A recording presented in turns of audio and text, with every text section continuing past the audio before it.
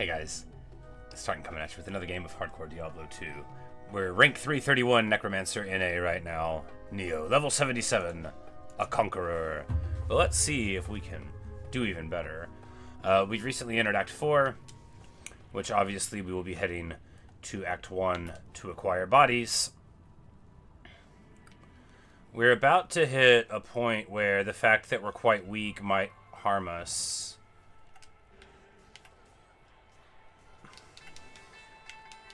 But we could be fine. It's hard to say.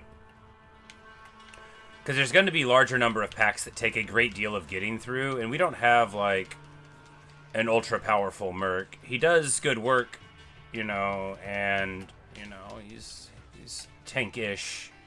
A true tanky Merc gets, you know, physical damage reduction and stuff, which is hard to find, and we don't have.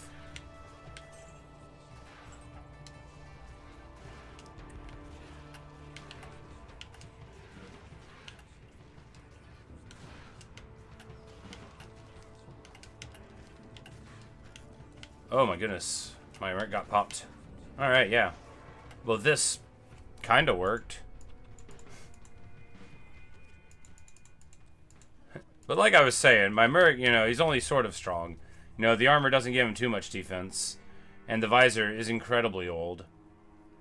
And the weapon, like, this is like nightmare stuff that he's wearing, you know, and we're going into late hell, but...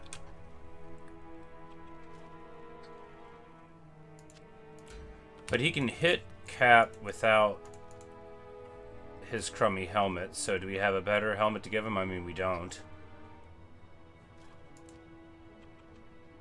All we have are helmets full of sockets to one day put a thing into. Well, I guess we'll just ignore him then.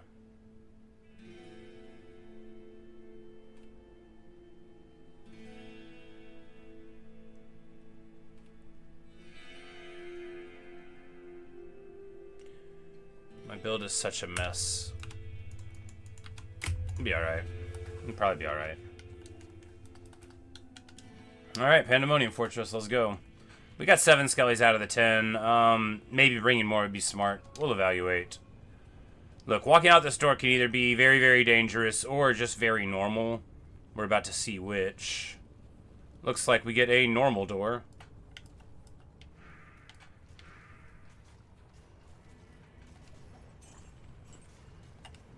And Doom Knights aren't, like, pushovers, but you're not, like, unhappy to see them in this zone. It's really the Venom Knights that I find more obnoxious. Why did I do a Skelly Mage? That's bad.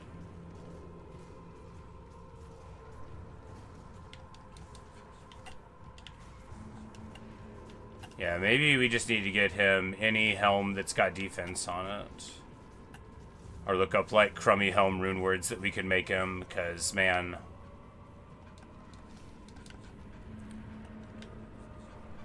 He wouldn't even get hit by that many dudes, but, you know, we'll see. Alright, so this is the enemy roll. Not too bad.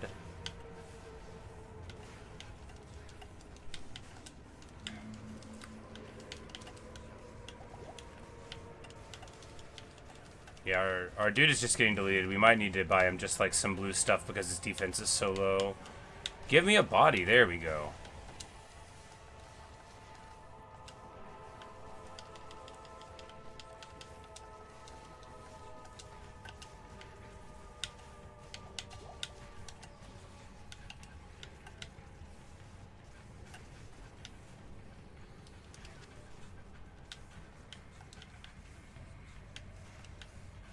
Yeah, it's messy, because when you're weak, that's what hell is. It's very messy.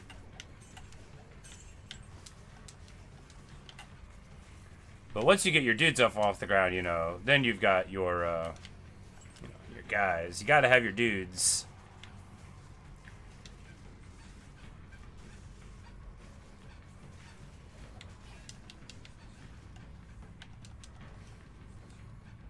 Alright, now... we can fight.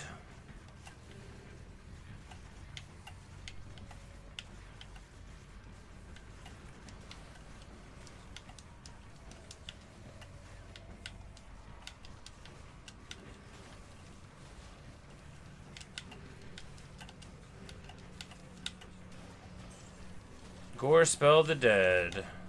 A prescient name.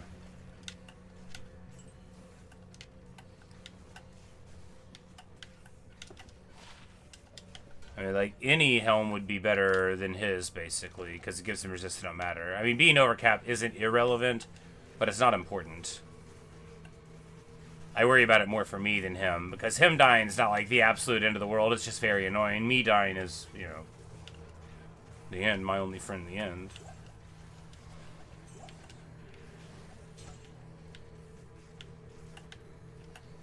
Ogre Axe? How many sockets? 1. Oh, you're killing me. He wouldn't be able to wear it yet anyway. That's right. Ogre Axes, because they have such a high strength requirement, not as desirable. I'm like, there's some reason why I'm not as pumped to see that as a Thresher. Attack speed, too. So, you know, if you got to get your Merc to, like, level 80 or something in order to use the weapon, it's hardly that desirable. It's pretty late in life. We don't even have, like, a weapon set up for the Merc or anything, but if we get another one, I mean, we can make a better insight.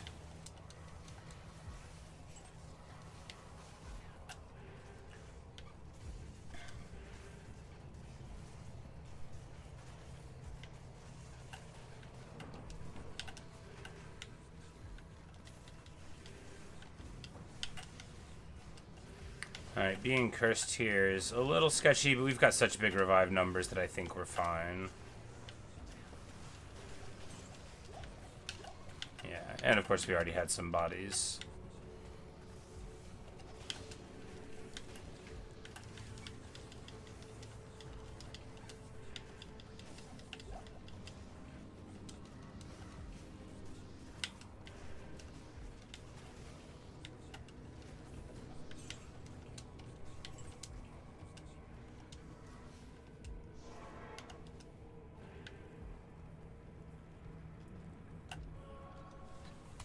Yeah, let's just look for anything for him, right?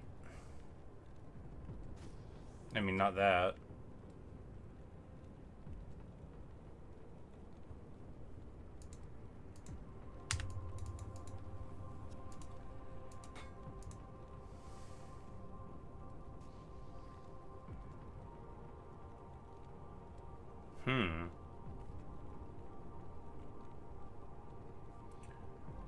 Like, do we buy this 86 life belt on the chance that eventually we won't need the resists? Yes, we do.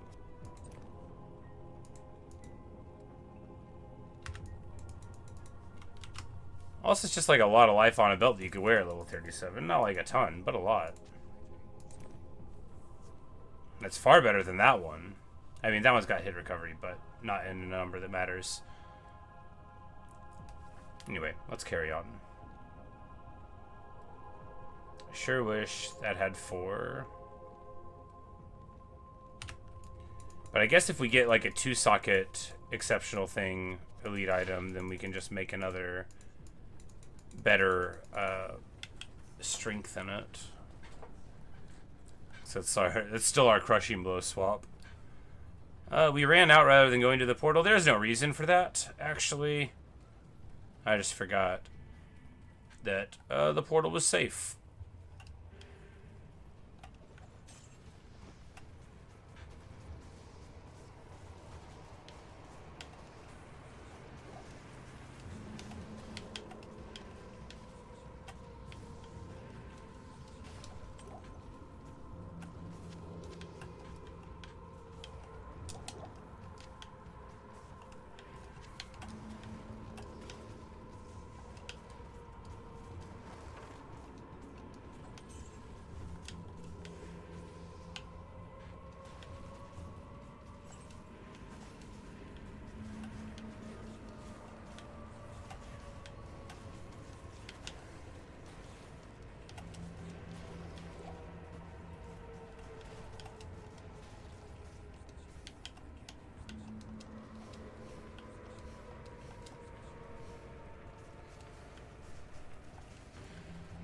And these little demon guys, they're not, like, great, but they are very aggressive, which is nice.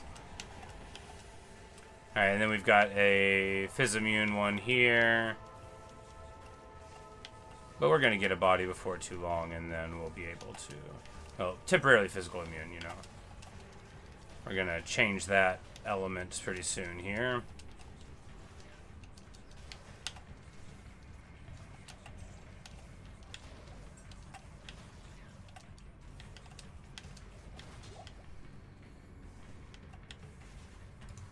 Yes, fire enchanted as well, so very, very resistant to all of our stuff.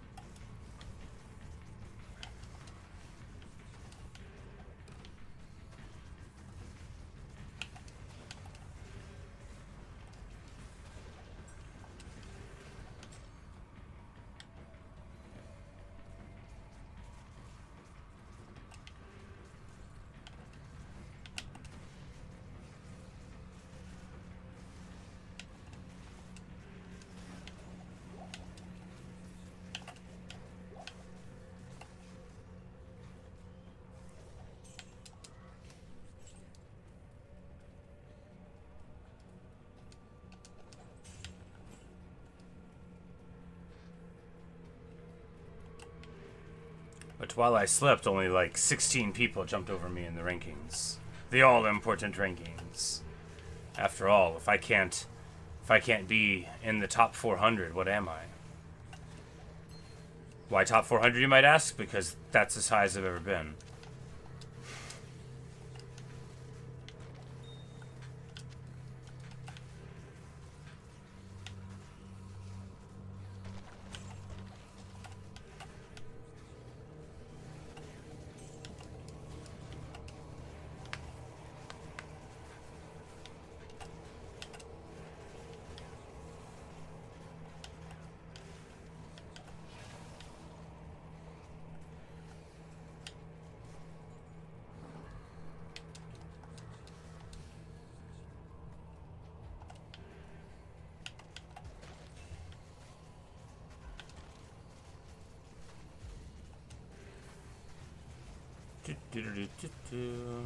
Body. Body!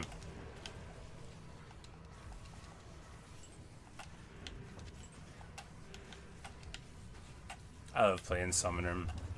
It's just such a cool, chill way to play. Everybody else has to think so much, not you.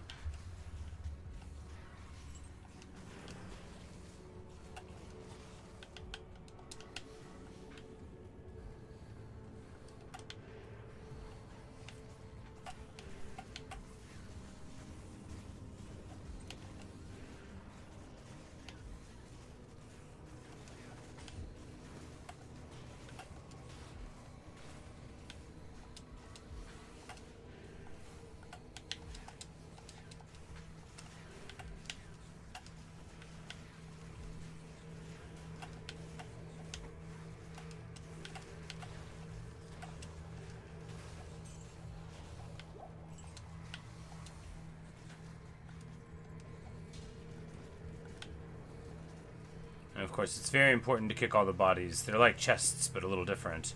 Different in that they have a different name. But if you want all of the great riches of the world, you have to do that. I believe this works. I don't know where I got the ist, not really, but I'm going to say it's because I opened a box. Not that we've used it for anything, but we could someday.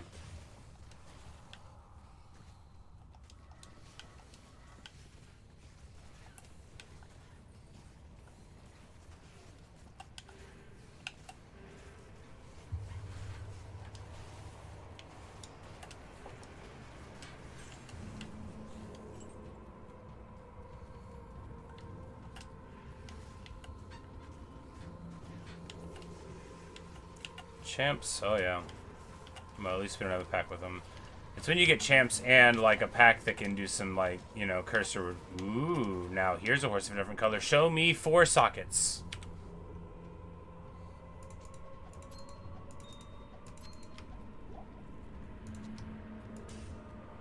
Three.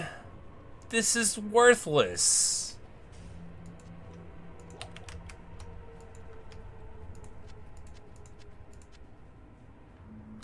Oh well, we gotta move on.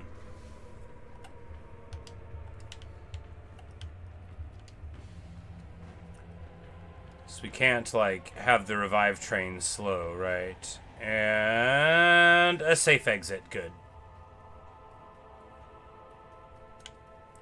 Alright.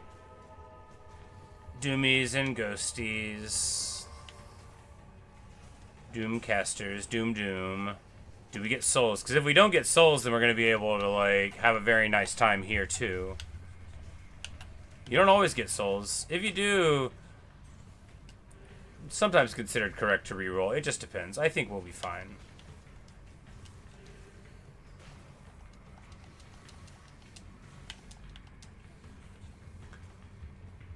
Because Doomcasters, for all that they may not do good damage to the foe, they're incredibly annoying, right? Any flyer that's gonna, like, engage the enemy and not sit on the walls, like, it's gonna be okay. Of course, it does keep them from clumping, but, you know, lower danger.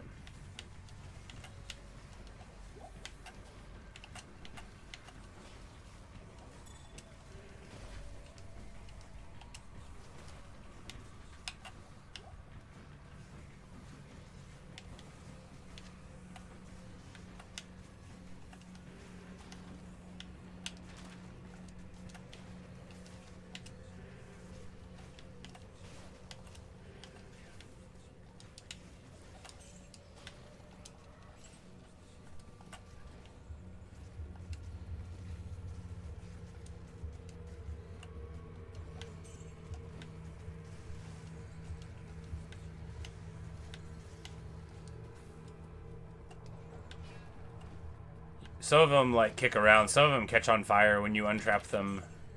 You know, you never know what you're going to get.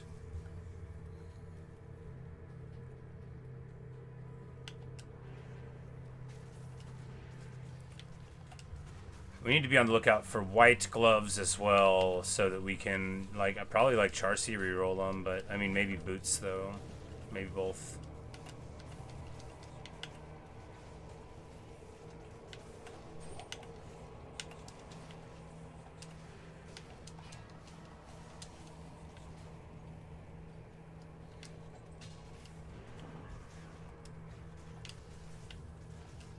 Alright, this broadsword could have 4 sockets, which...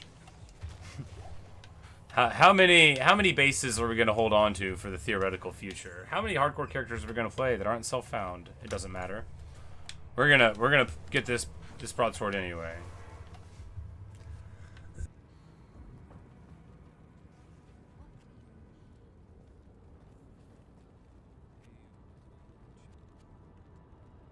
Wait, does neither of these sell town portals? Surely that's not true.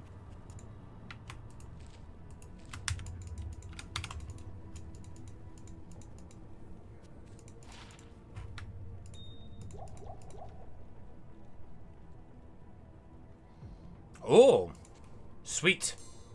15% increased attack speed, Jewel, even with nothing else on it, is totally respectable. Because you can just, like, socket it in a Guillaume's face if you had one, and that would be great. You know, you don't always find one of those. It's a nice drop. Not super rare. You know, you need, like, a bunch of other desirable mods on it for a really rare one. But, you know, when you don't have one, getting one is very good. It's something that is evergreen, you know.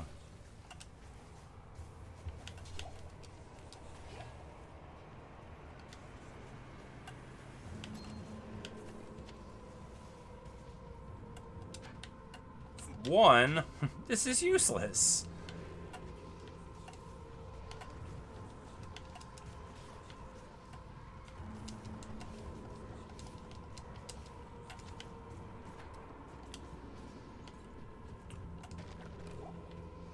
Got these gloves. I guess we can run to Charcy, like, right now.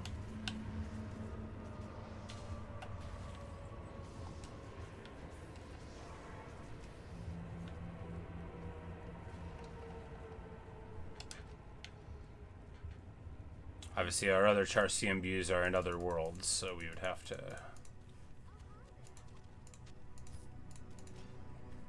And we get...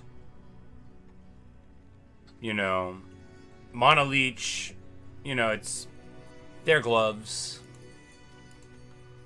They wouldn't be like the worst thing for a Zon, but not what I'm looking for. That's the thing with the rare rolls, you know. You get higher levels, you get access to more good rolls theoretically, but still playing dice with your itemization, so more like getting yourself a free roll.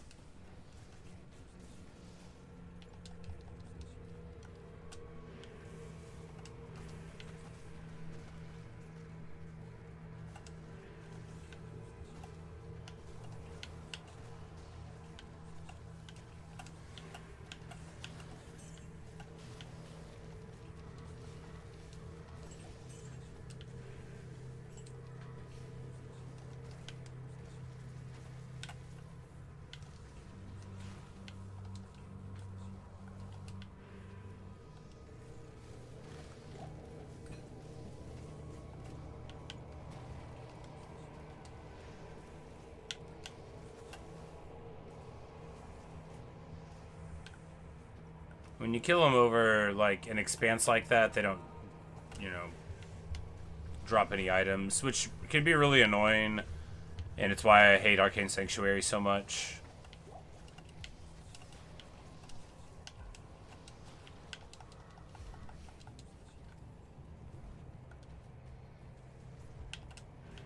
And we're looking for Izzy somewhere. We figure it'll just take, like 84 years to kill him. We might go and get the Crushing Blow halberd. We'll just see how it feels, right?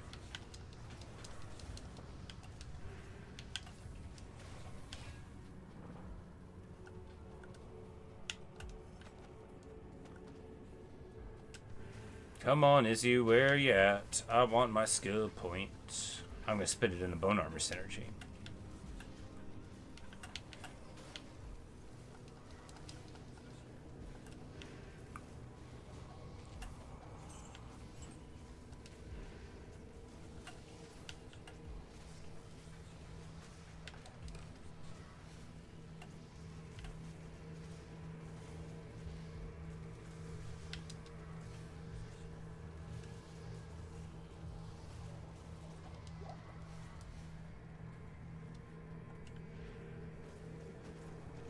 But yeah, a very low lethality mob roll for this place too.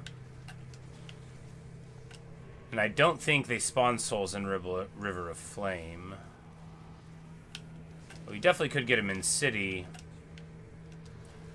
But I'm not, like, incredibly worried about it. Souls in the open area are scary, but you should be prepared. If I die to it, you know. I've been talking about it for a long time, so. If you die to the thing that you say you're supposed to be afraid of, you can't claim to be surprised. But I'm sure my character's demise, whenever it comes, will be met with shock. Thought I was gonna eat it yesterday. My goodness, Durance 2 about torched me.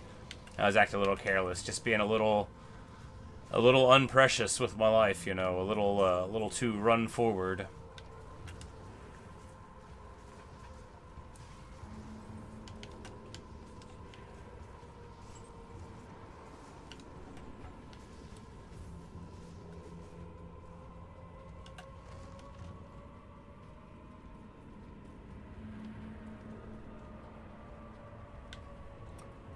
Figured we should actually scout it.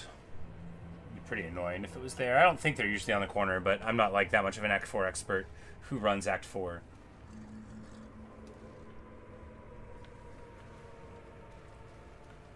It's good to rush.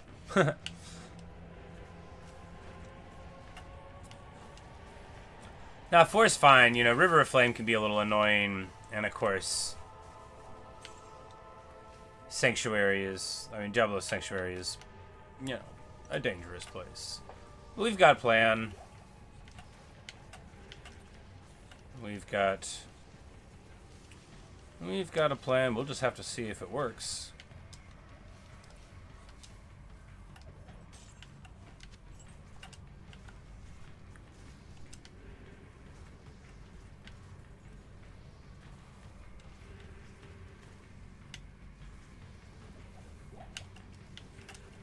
Moonhawk the Jagged.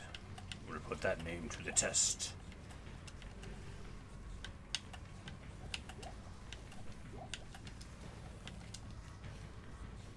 We're just gonna clear this real quick because I'm sick of acting like an idiot when I'm cursed.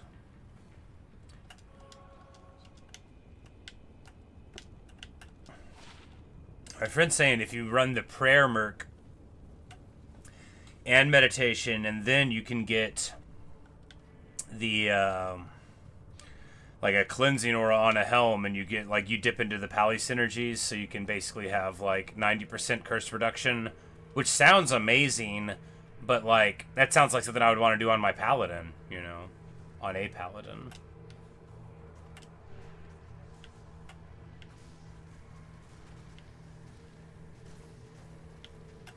I think playing hardcore with people would be so much fun. But do you just get like 2 summoners for the front line? No, a warlock is the front line. All right, Izzy. Hitting me with that low power Nova, my boy.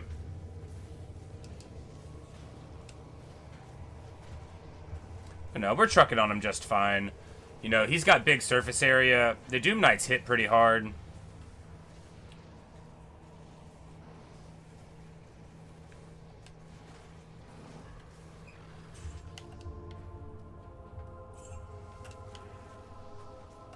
Tyrael was a fool to have trusted me.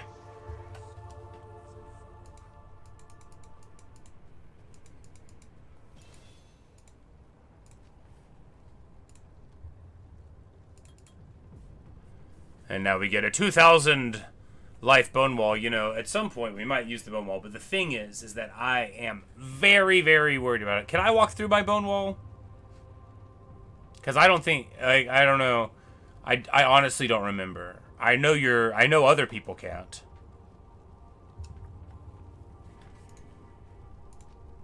Because I'm worried about casting a bone wall to be cute, and then, like, yeah, it's a wall, you know, so I'm worried about casting a wall with the controller and it, like, blocking me in.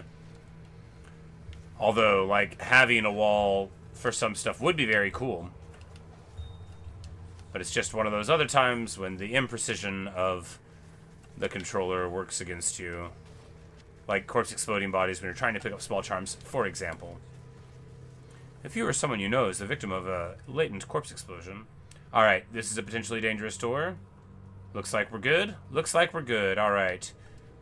We've got damned. These guys are lightning shooting monsters. They're dangerous, but they're like, you just gotta keep an eye, right? You have to have lightning resist and then you'll be fine. A lot of people just don't get it. They're not amazing summons because anything that's like elemental based is unlikely to be that great of a summon, but hey, you know.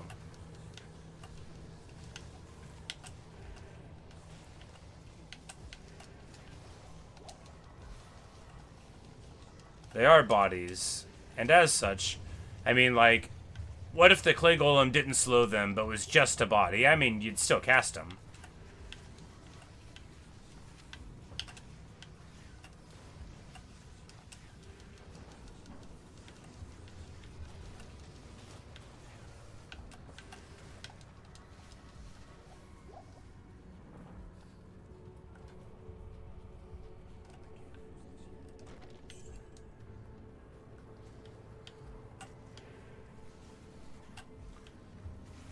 But we still have not seen the third mob roll here. I don't think it's 4. I think it's just 3. But if we get souls on top of this, it's not super crazy. And we've dodged the venoms the whole time. Thresher that's blue, heartbreaking. I just need a 5 open socket Thresher, okay? Preferably F. 4 would be fine too. Or 2.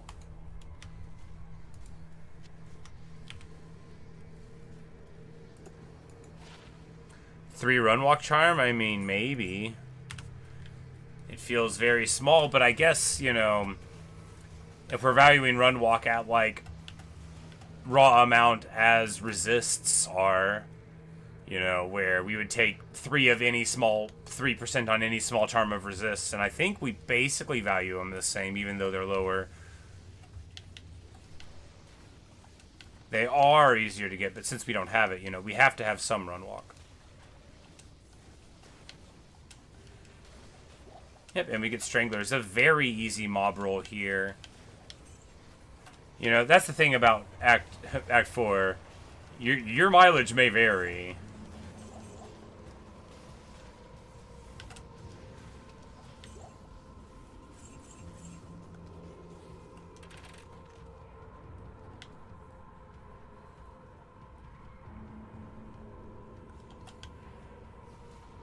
But we get what I would consider the lowest lethality first 3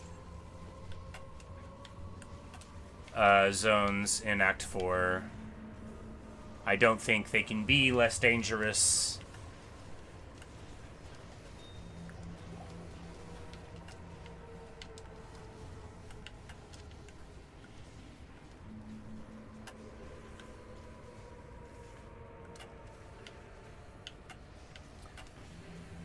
And these guys are actually, like, totally fine for us to deal with, because, like, the little dogs, they're annoying, but, you know, they do constantly provide bodies. And in a group of them, there's so many that, then before long, you know, pretty easy to get the whole thing going.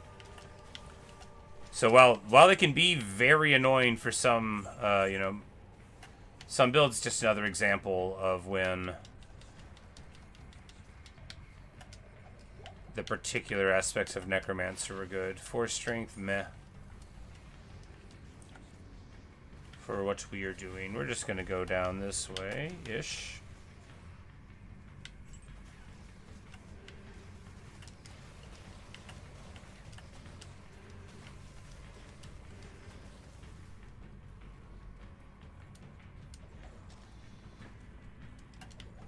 Here, all we're looking for is the door down. I mean, there's a waypoint there, too. The waypoint is always adjacent to the door, so you don't have to search for it. You know, you're looking for both.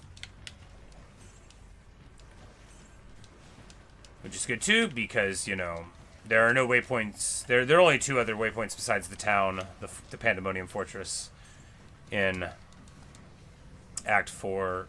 And, you know, one's partway through the next place, the midpoint of River of Flame. And then one is, you know, here at the end of the 3rd zone. So definitely, you know, if you have to leave the game for any reason when you're playing Act 4, if you don't get to that first waypoint, it is going to be a long time till you can get to it. Which is fine, you know. Plenty of fruitful enemies to be slain in Act 4. What do we get? Huh.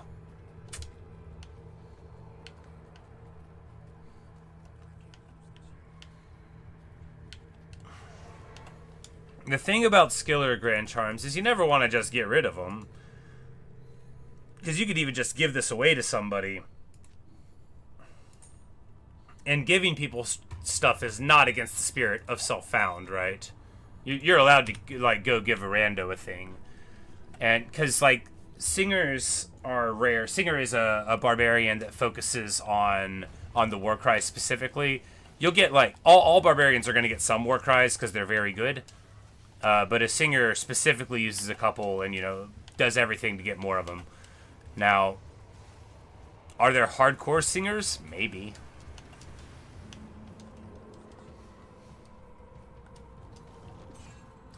But in any case, if we offer to give it away to somebody for free, I bet we could find somebody to give it away to.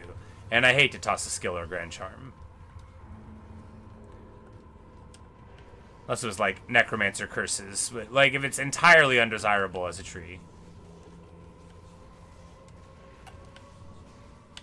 I don't know, there might be a cursed Necro out there. Someone who plays with friends.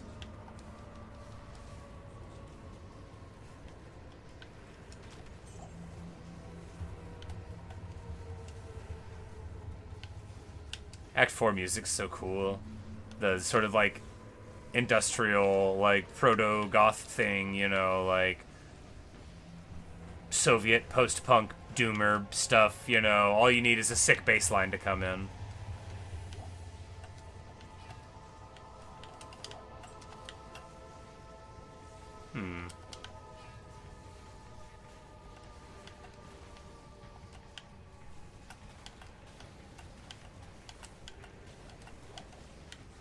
Like, I think you want an ethereal one for that.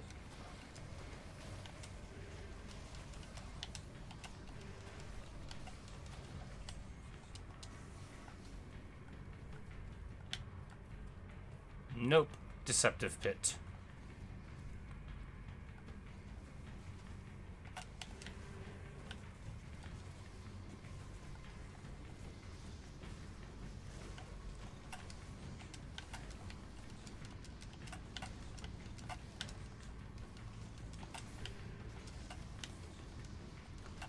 But the thing about revives, which I keep saying, like, they don't need to do damage. They are an immense meat shield. And they do some damage. Now, somebody needs to do damage. Be good if it was me. Since I can't, that's what Asab is here for. My faithful mercenary. Of course, we let Fuzzle go. He's hanging out in the desert now. He's happy, you know, he's raising a couple of sand cats. And, you know, thinking of starting, like, a well drilling business. It's very nice, you know. We inspired him to change his life. All of us digging the bones up made him think, I wonder what other things you could dig up that are useful. You know, so, and then, you know, we hired this merc instead.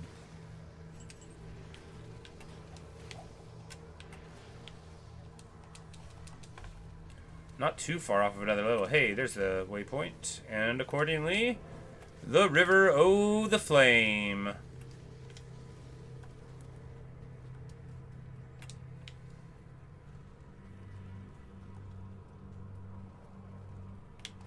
Alright.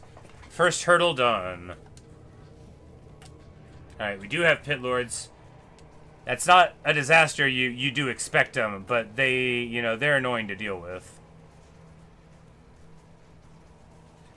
Of course, they're totally fine for revives, of course.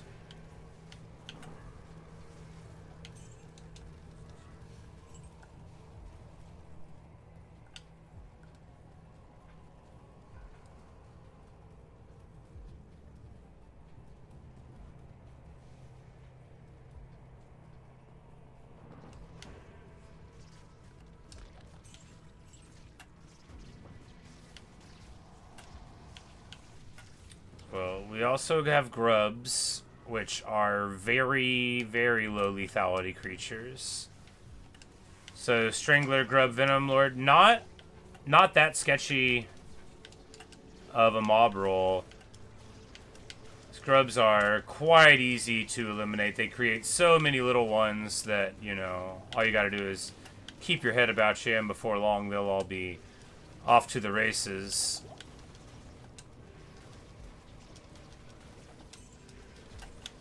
That deluxe apartment in the sky.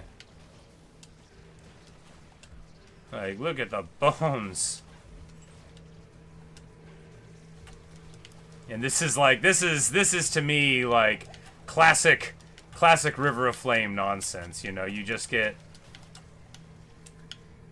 like about 100 grub bodies, and then you lay the grossest path ahead of you.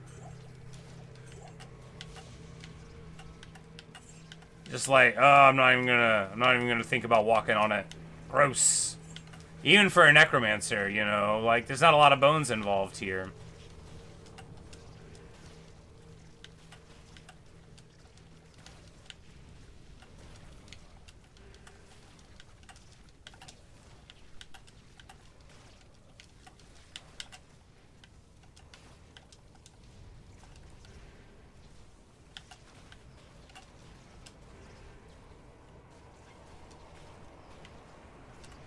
It's so many.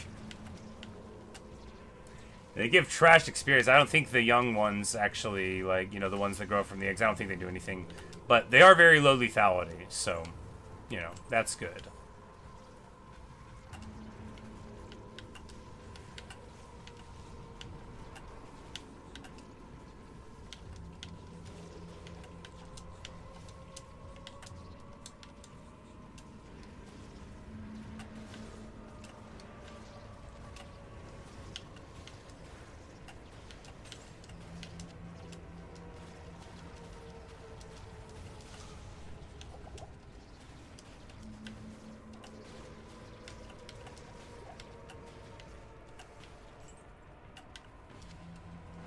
Just absolute madness.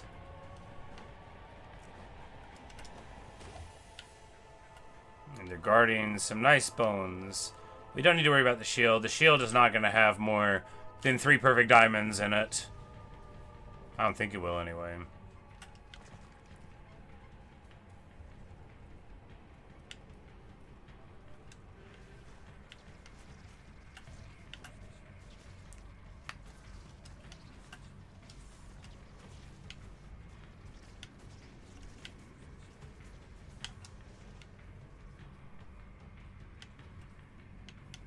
Let's back up here. I don't really like where we were fighting. Spillords have so much hit points. I'm actually pretty worried about how we're going to deal with the elite ones.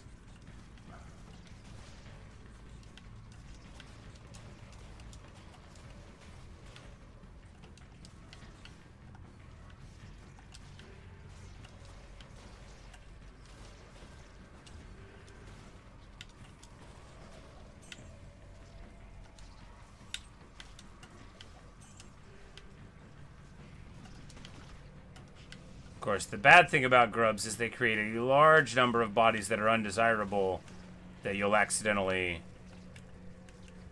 bring into your own revive pool. But if you're not, like, surface area restricted, it's not so bad. Hello, Kemi, how are you?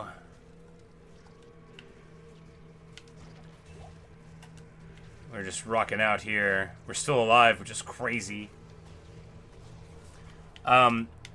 Diablo's an action RPG where you build up a character and go. I'm playing on hardcore, which is if you die once, your whole character's gone forever and you lose all your stuff. And I am level 77 and haven't died yet on the character. I'm doing very well indeed. On the North America server for Necromancers, I'm something like number 320 or 330.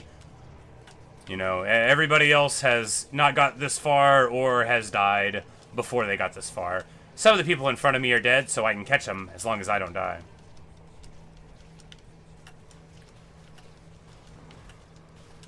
But yeah, we're a Necromancer, which is just what it sounds like. You know, we resurrect the dead or explode the bodies, which is what that's our gameplay loop. Is we resurrect dead things and then we turn other things into other dead things using dead things. Because we have a large amount of summons, it's a relatively safe character to play hardcore style on. And I also have like some additional restrictions. I'm playing what's called solo self-found, which is where you don't play with other people and you don't like try to trade for better gear, you know, it's all, and you don't use other characters that you have to give you stuff, you know, it's just all, you know, all the organic free range items.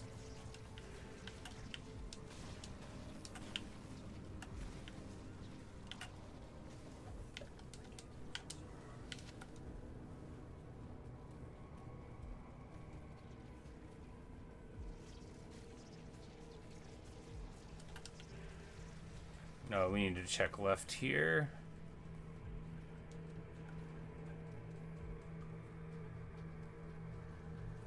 I thought it terminated at a wall, but I realized now that we didn't check.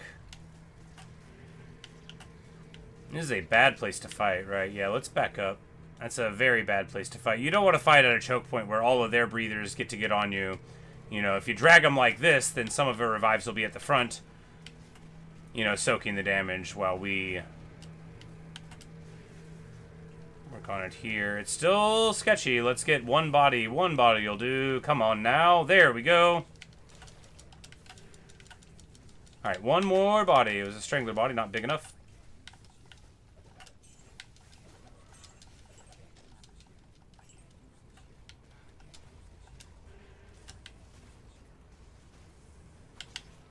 Fire shrines explode in a ring of fire.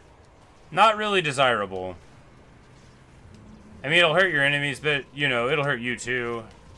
And it won't hurt your enemies as much as it'll hurt you. Even with max fire resist, it'll still, like, chunk you. I'm pretty sure if you have negative fire resist, you can one-shot yourself with them.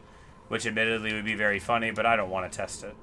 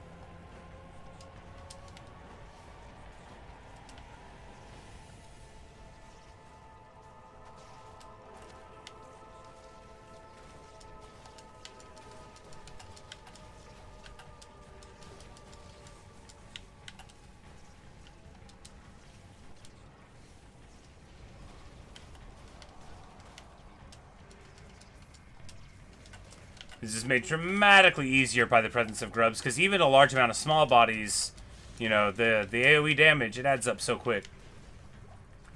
Because the first 2 grubs pop all the other grubs, and then you can chain that into getting the stranglers, and then 2 stranglers pop a pit lord, and so on.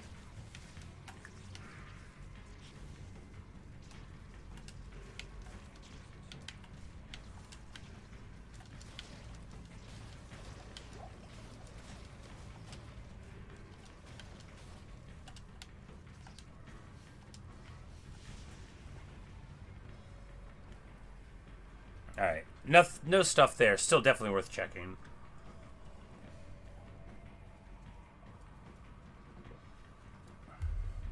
Soon we will be at the Hellforge, the biggest moment of truth in a playthrough. So you get an item from the Act 3 boss that you break on the Hellforge, and then you get 1 of 11 runes, which changes with difficulty. It's in a range, and you can get quite a solid rune indeed out of a Hellforge. Or a very... like, the highest one that you can get in normal is the lowest one you can get in Hell. So you could be very disappointed with your Hellforge. You can only do it once.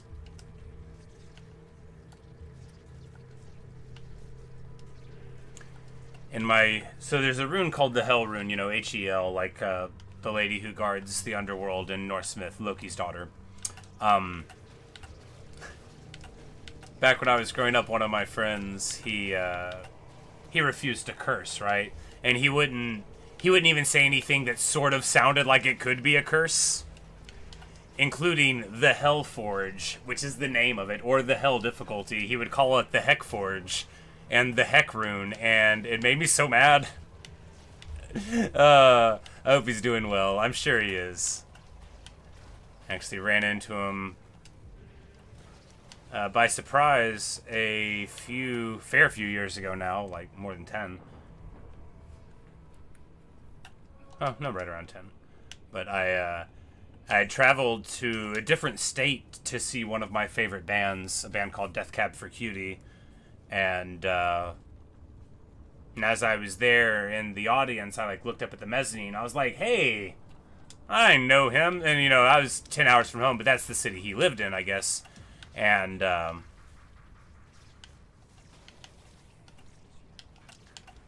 so saw him then. Didn't talk about Diablo, but could have. Very much could have.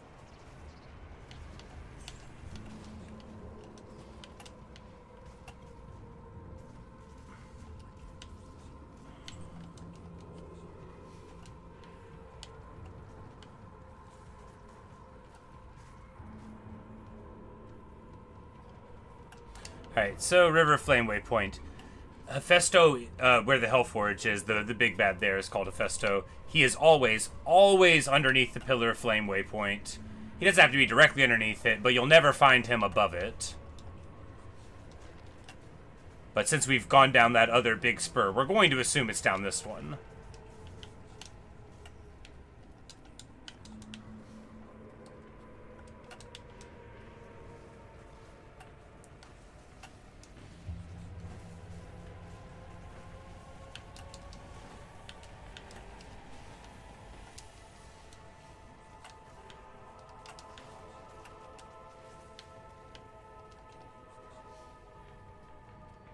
Yep, and here we are.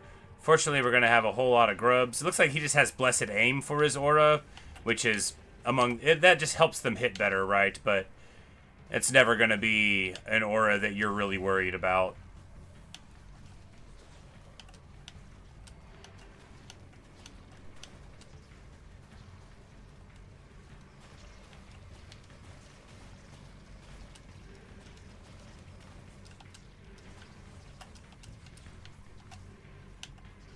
Alright, cursed, aren't enchanted, spectral hit, magic resistant, yeah.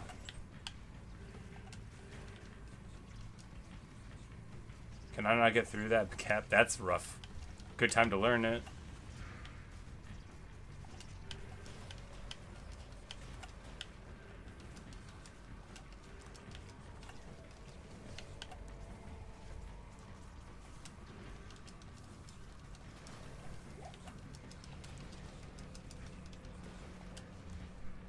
And now...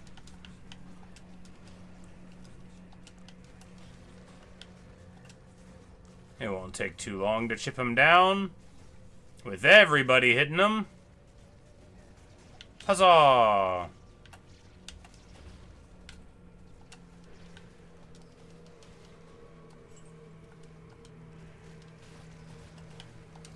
Alright, so the very top rune that can drop is called a goal. We could probably find something to do with it. What we want is the second highest one, called a Vex. I can definitely build something with a Vex, I think. An or a pole would also both be excellent. Those are... I already have a Mal and an Ist. Normally you would be super happy to see them, but I don't, like, need another one exactly. But... so a good half of what we can get access to would be very nice to see. And really anything that's just not a Hell rune would be fine. So anything that's not the absolute minimum. Alright, moment of truth. Show me the money. Show me the money. We're gonna open this while we... co-rune. Decent. It's decent.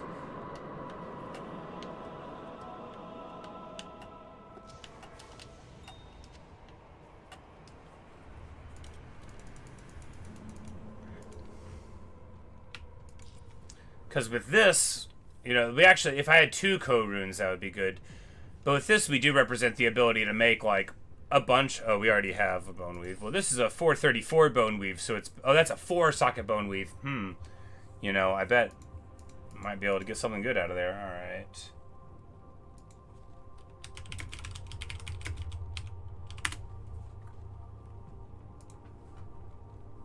Alright, let's see here.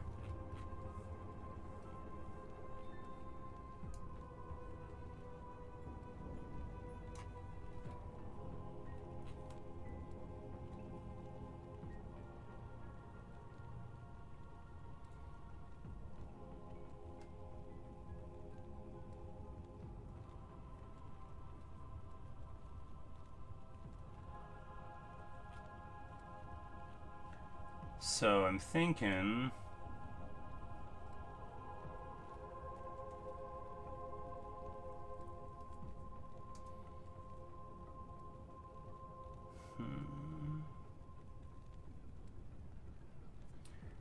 we could do a 3-socket armor called Shale Coiled Hysteria, which will give us evade, fast hit recovery, run walk.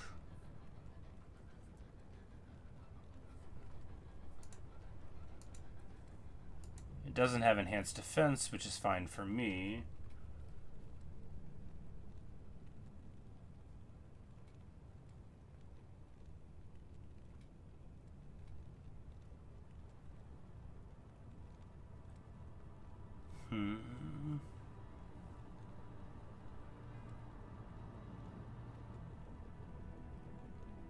Yeah, if I would have got like a pull rune, actually would have been more interesting for me there.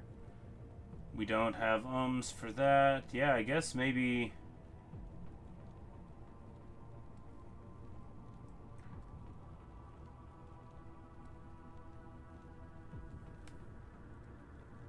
I mean, we could make Prudence armor, which actually could help. I don't know. We're just going to hold off, I guess. Anyway. Now that I have looked at something off of the screen for a little while and said words, we're going to continue on. We've lost all of our revives, such are the breaks.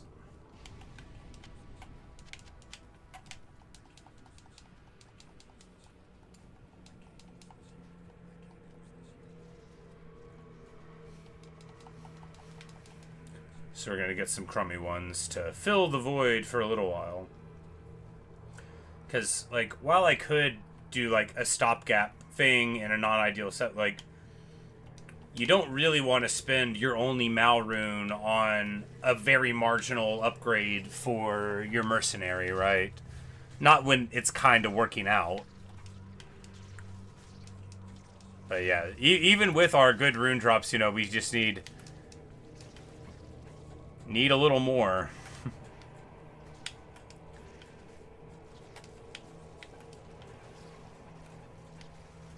These mobs are more annoying on this section of the River of Flame, but still with the grubs we'll be able to, you know, leverage that a little bit. But with the grubs as our dudes, we won't. So we see here, this is classic River of Flame stuff, right?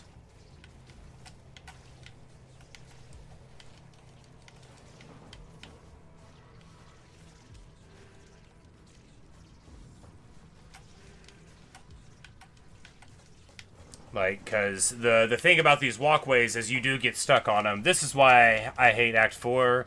Not because it's dangerous, but because my guys get stuck on walkways.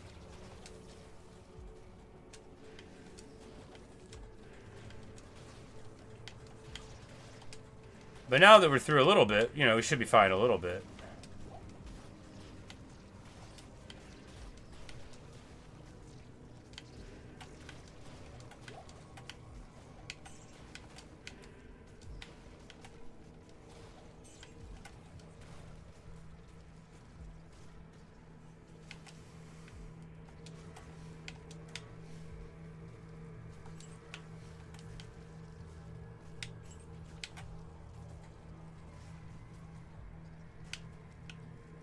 And of course, the fire breath, you know, it isn't good against the foes, but these guys are very tanky, and so it's still desirable to have them.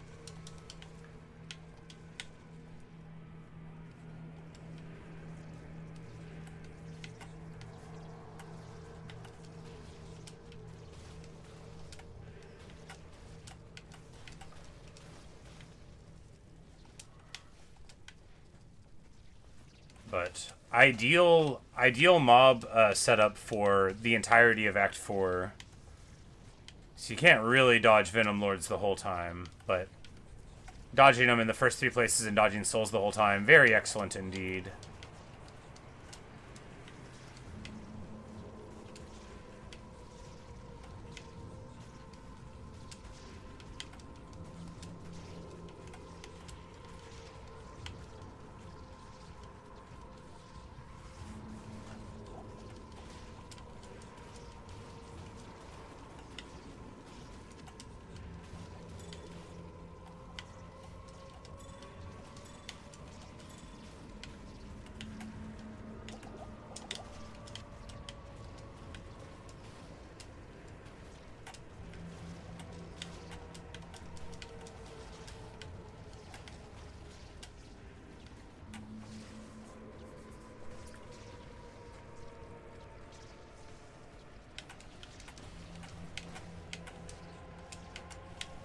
Like, some of these bodies here in the front are going to be close enough to hit them, right? Right? There we go.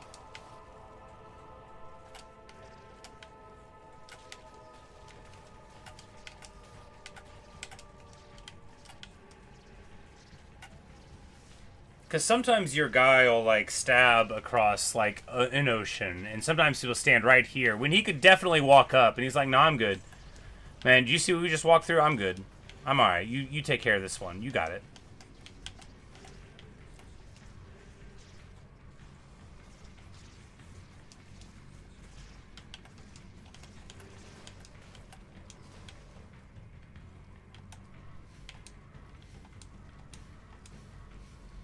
Get a bunch of crummy grubs.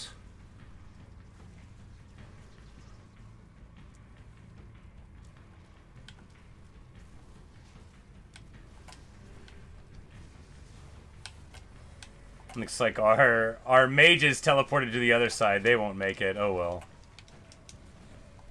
Some of you may die. That is a price that I'm willing to pay.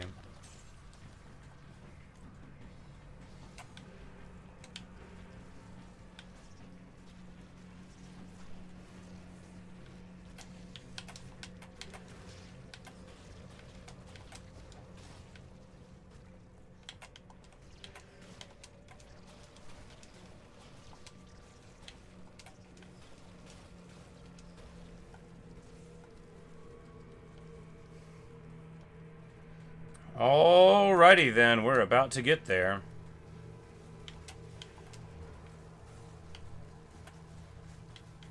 It's the Chaos Sanctuary. You know, that one.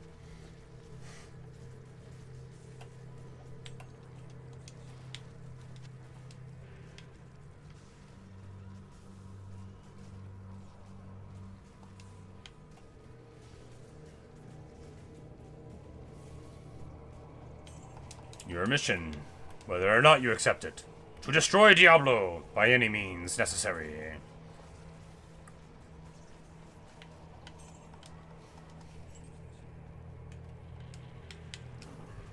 And we're gonna fight like right here at the door and hope they don't have fire breathers on it, right?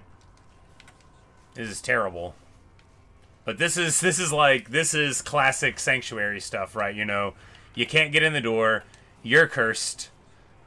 You're just waiting for a foothold to get in. But once this O-Knight in the front drops, we're going to be able to pop him and probably get... No, he didn't leave bones? Oh, okay, Mala Fortuna.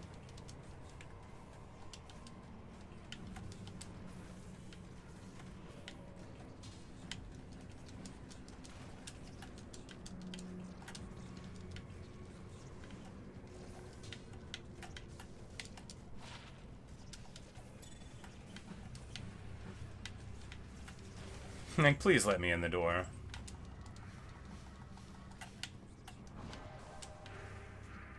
Alright, we do have, however, Stormcasters and O-Knights.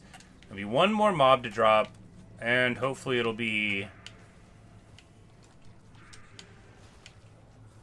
not too much of a worry.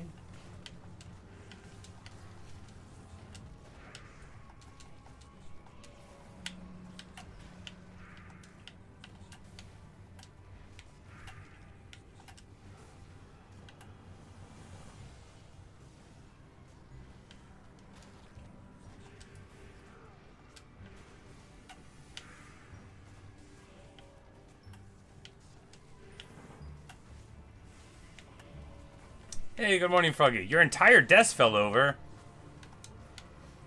Did you say something rude to it? Did you tell it a hilarious joke? Is it rolling on the floor laughing, or is it just falling over? Sorry, that sounds scary. Were you standing on the desk at the time? Is there an explanation, or is it like a spontaneous, a rapid, unscheduled disassembly of desk, like it's a rocket? And you're making a space release for why your rocket didn't fly. Like, oh, we decided to take it apart in the sky.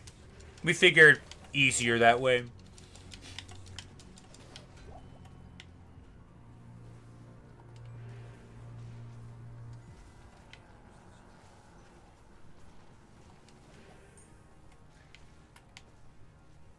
When your legs are under, they lift up the desk. Aha, well, that will do it.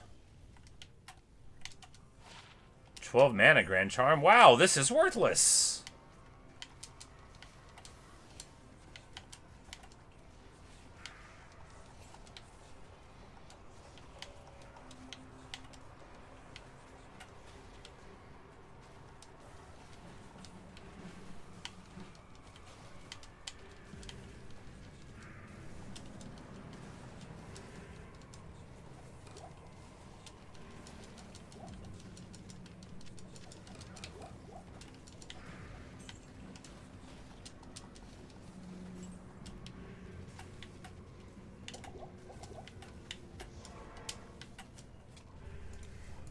And when you moved, you lift your... well, yikes. Putting a lot of trust in your balance there.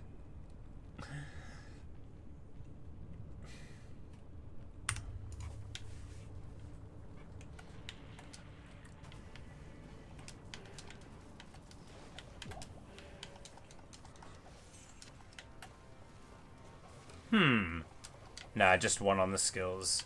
You can get a gray bow like that. 5 sockets is the amount you want. 4 is better, though. And if you have, like... I think you can get it with 2 skills on it. Maybe 3. And that's what you want. Not that I'm going to make a boson. If I did, I would make a Burazon. The classiest boson. You know, they nerfed my girl... like 25 years ago, but I still remember. I still remember the Burazon, and I still care.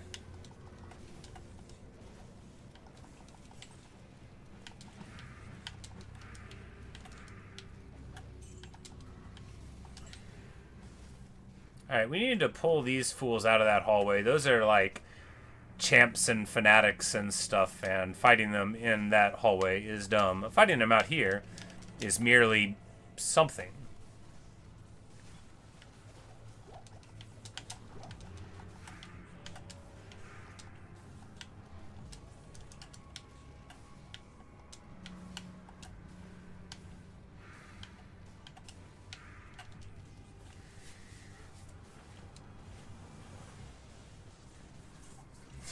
And we're all decrypified. It lasts so long. But, you know, interestingly, they are cursed. But the decrypify is overriding amp damage, which decrypt lasts much less long, so it's actually kind of useful for that. Because you can only bear one curse at a time. It's not like an aura. A person can bear any amount of auras that they have, like, you know, you can only put one on as a paladin, but if gear gives it to you, you can stack any amount, which Oradin is my favorite support character. It might be the only support character. No, there's other ones, but it's my favorite. You just run around with huge auras and all the stuff, you know, making everybody stronger or, you know, resistant to damage when the case calls for it, or faster when you want to run around. But if you're playing, like, multiplayer with any more than, like, 2 people, like, if you have a paladin with you, you're going to have just, like, a really good time. And if you don't, then, you know, you might have less of a good time.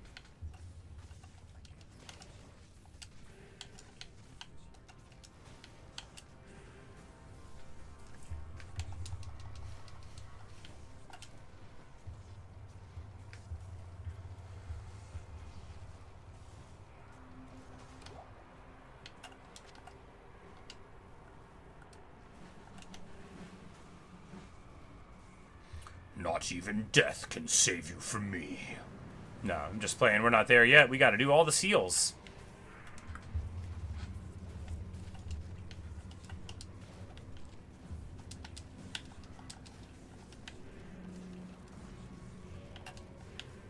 Holy fire guy. It looks hectic, but it's fine. Most of the guys out here are mine. I can't really tell them apart, so I just try not to stand on top of anything.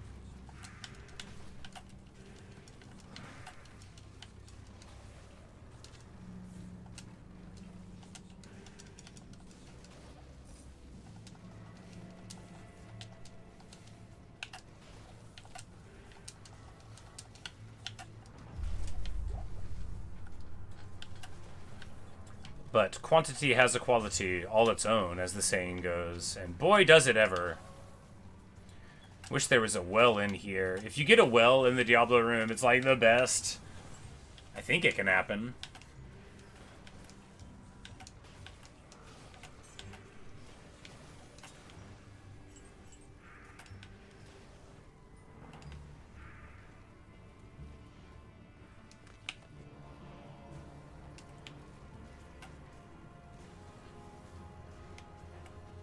Oblivion Knights cannot be revived, so they're good explosions. They're like the caster block in the Doom Knight blobs. And they do the curses, which is probably why they don't let you revive them, which would actually be really annoying if you did revive them and they were cursing you.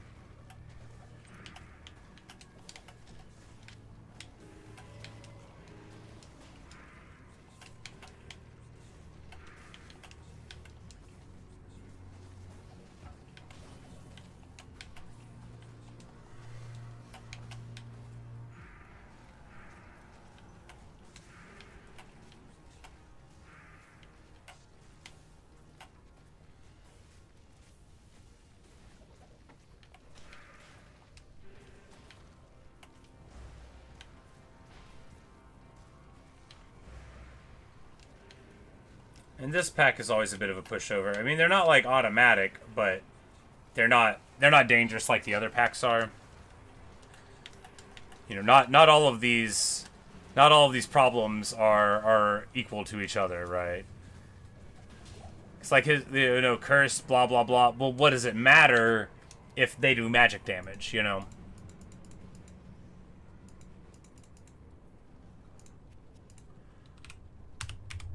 Hey, we got another level! Another bone armor synergy, up to 260 bone armor hit points now. Very nice. We need to get this belt in there and then keep on rolling before we lose these revives. You cannot... That's the... You know, that's the bad thing. Oh. Insane. So, the putting the stuff into a stash button puts it into the shared stash with the controller, but appropriately puts it into the right tab where it stacks if you use the mouse. A grievous oversight.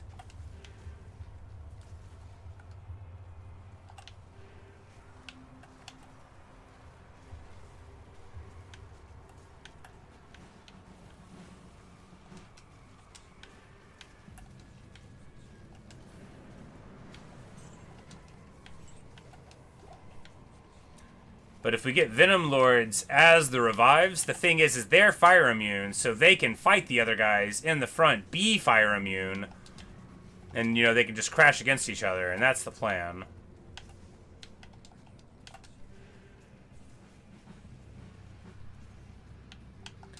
Alternately, we will very quickly evaluate that things are bad and leave. We will go to the town portal, and then we walk in the front and fight him.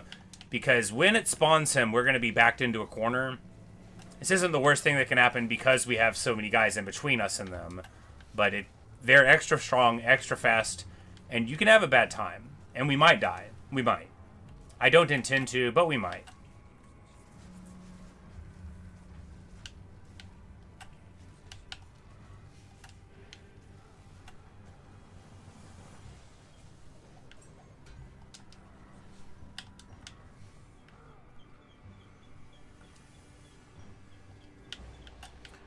That one isn't the one that lets them out, it's the other one. It's always a specific seal. There's 2 up here, 2 over there, and then 1 up top that lets out Lord Decease. And it's always the same layout, right? So, I don't know why 5 and not 3. Never asked. We want to leave these bodies here, if we can.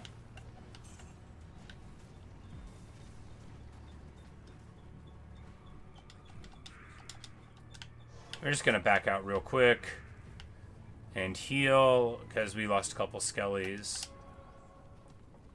I mean, we're going to have to do this again before we engage him because we're not going into the fight cursed.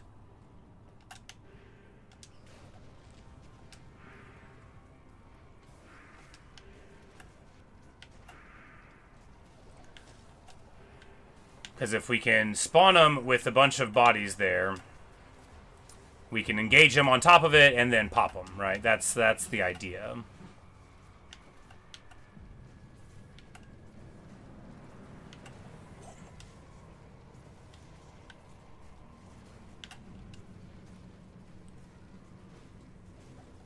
Alright, because they're going to spawn over there, and now they're going to get real active, and hopefully pull piecemeal, and we can engage them right here. Yes.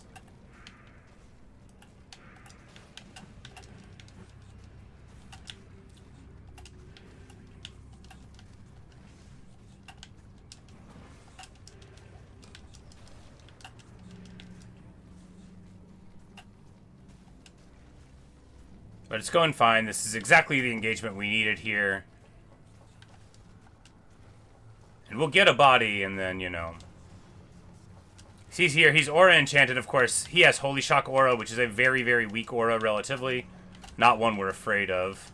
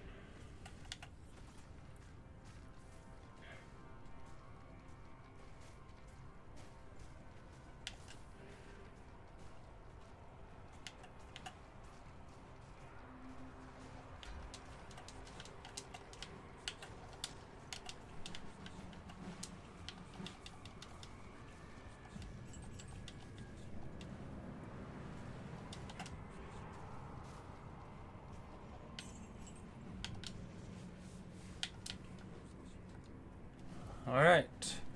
Time for Lord the Sixth. Or whatever he's called.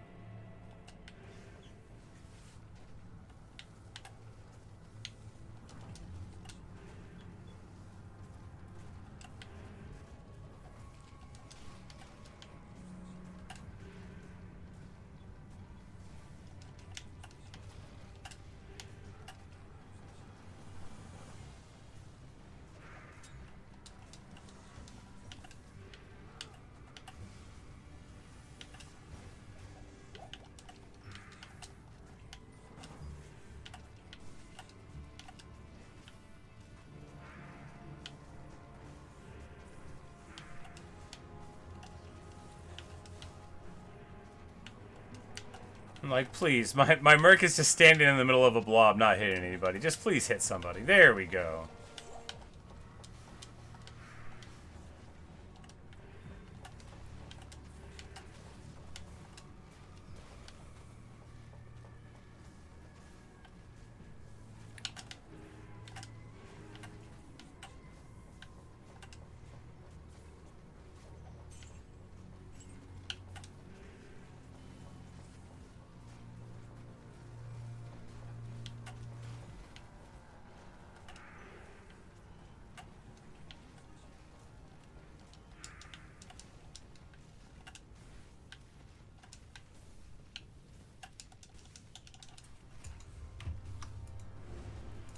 Well, let me click on it. He's got Fanat. This is kind of bad, but it should be okay. They don't have any other, you know, we're not cursed or anything, so...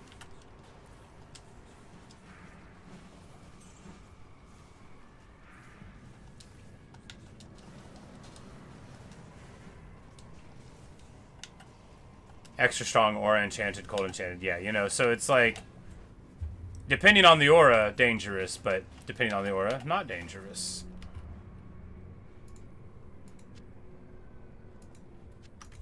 Not even death can save you from me. Alright. Diablo, the big guy, the big cheese, the second big cheese of the game. That barely did any damage. Max resist works so well against that attack, and now we get all around him. Start the decrypt train and start the beatdown down. And look how pathetic the big guy is. Of course, he still, like, can do something, but look how slow he is, you know? Look at how insufficient his power is in the face of our amazing onslaught. Of course, we've got a little bit more time with the revives and they go away, but, you know, it's beautiful. It's great. You gotta love how Diablo goes from being super dangerous, like, okay, well now... Yeah, he kills everybody with that, obviously. You know, all it takes is one move.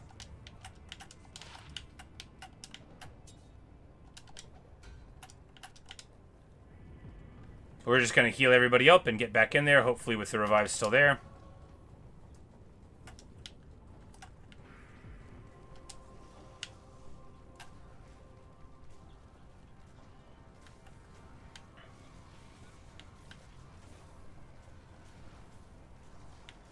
In higher difficulties, the lightning breath doesn't, like, immediately start in front of him. At lower difficulties, like, if you're facing him, it just hits you. So you'll notice your Merc not get melted by lightning breath. Well, that was a lie. I was like, I thought that was true. The thing is we're about to lose revives. And we are losing skeletons.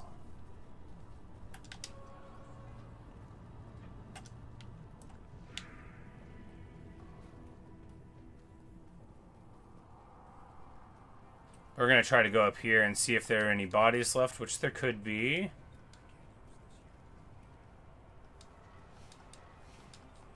Looks like I tried to leave a couple. Alright.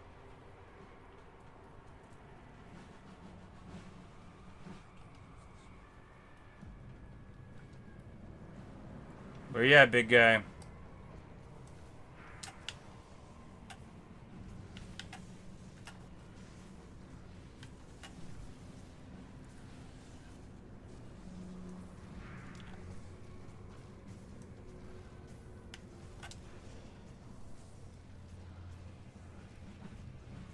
I don't love that our dude's just standing in front of him, but you know, it's very brave and it is working. Down to 6 skellies.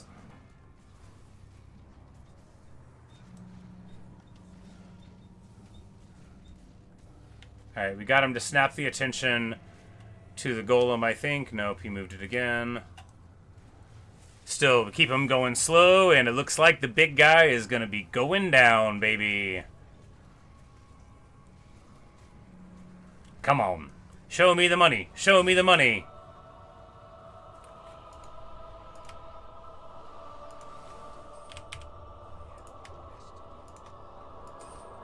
F? Funny. We don't need F sparking chainmail.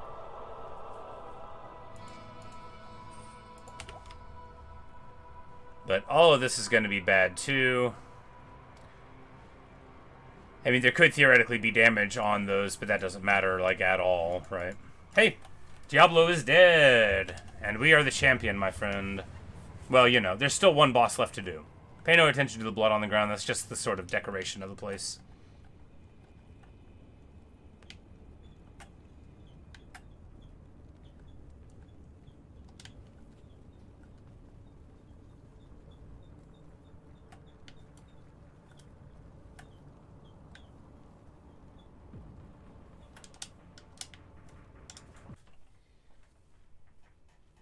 Alright, one act left to go. The most dangerous of all.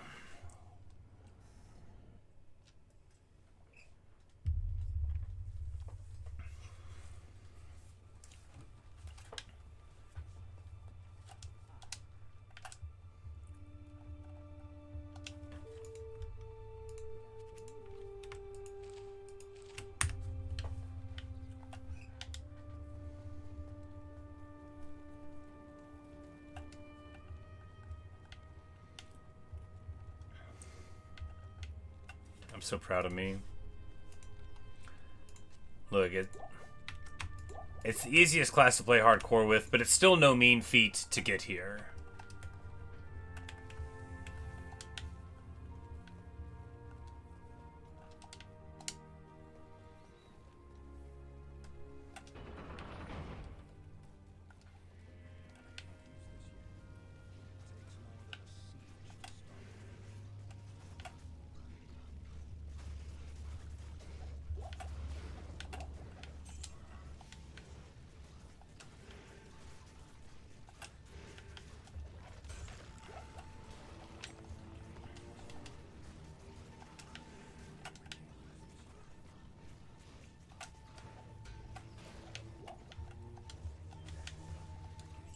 Of course, sling cats, very good revives. They're not as good as archers, I often find, but you know, they annoy the enemy, and their missiles go over a lot of annoying places that you wouldn't expect them to, making them very effective for tying down the foe, including other sling cats, one of the dangerous mobs of the universe.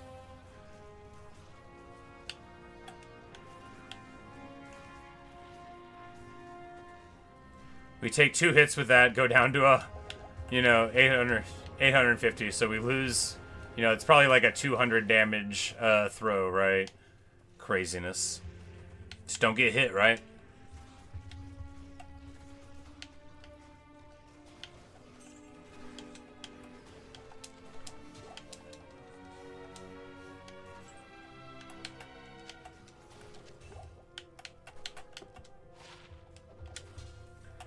Berserkers, add it to the pool, and move on.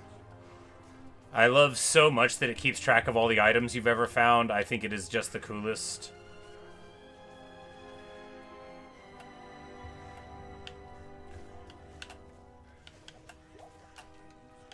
Like, if that had always been in the game, I would have been so pleased.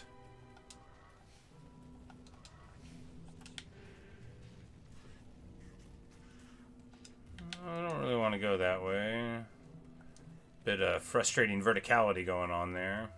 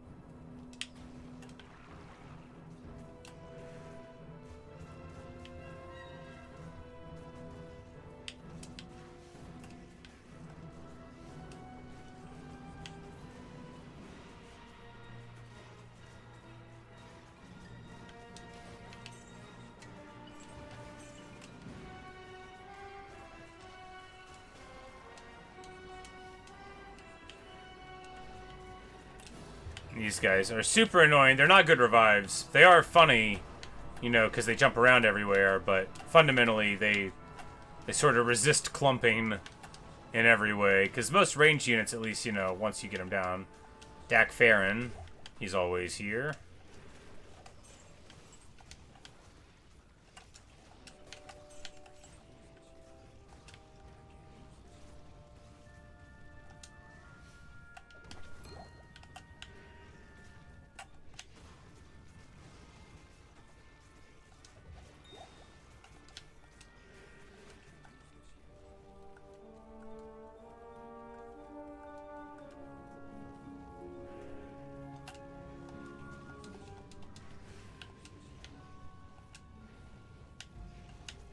Like, oh, that was my guy. I'm like, why isn't he attacking?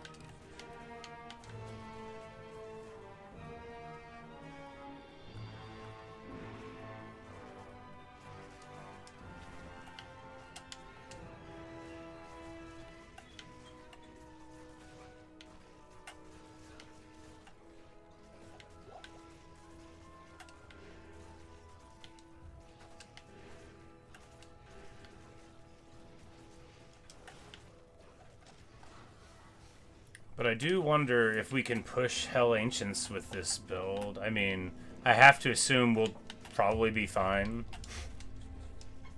I'm not worried about them popping me exactly, just like about us not having enough killing power to get through. It'd be funny if we have to level up like a lot to be able to get through.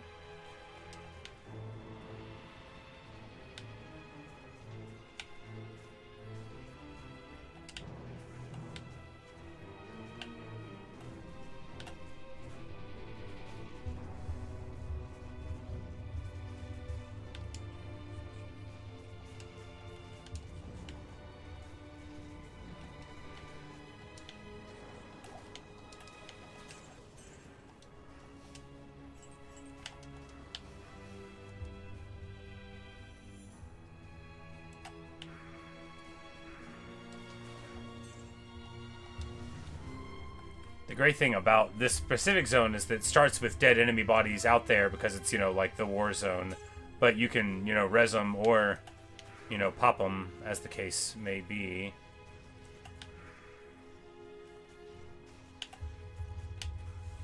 I was a little careless there. I wasn't too worried about it because we had such big amounts of summons.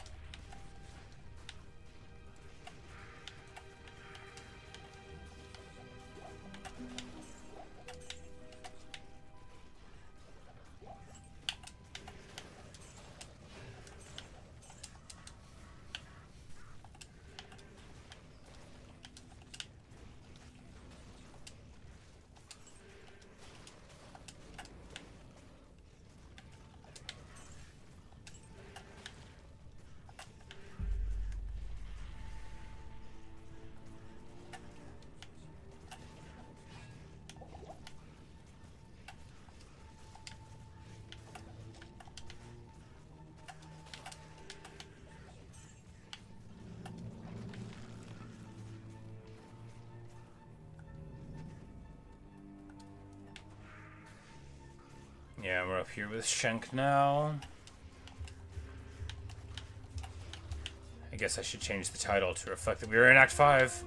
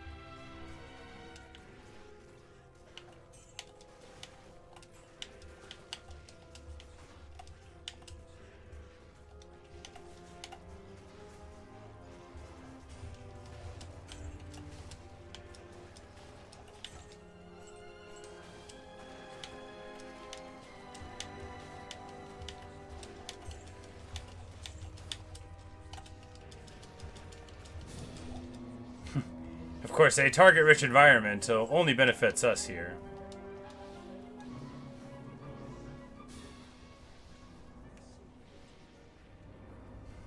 But yeah, by the way, don't stand there. It's bad for you.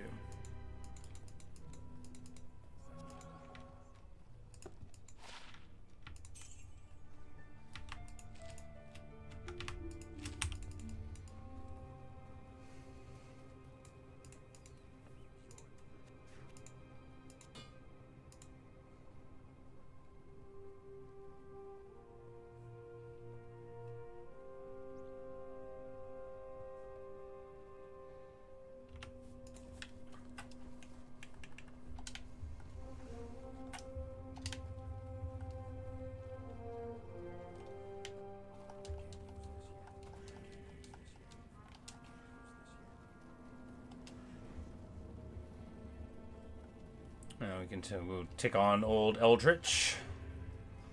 The Rectifier.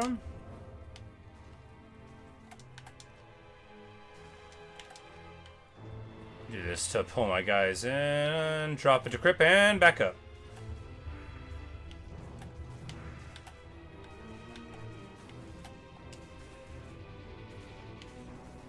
Come on, Asab, get in there.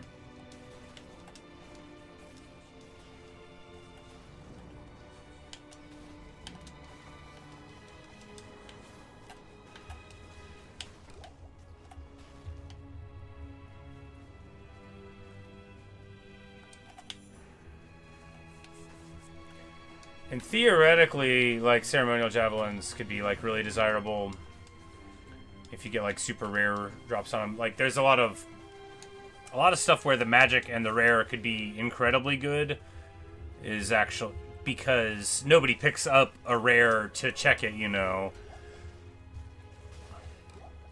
This is the coronet.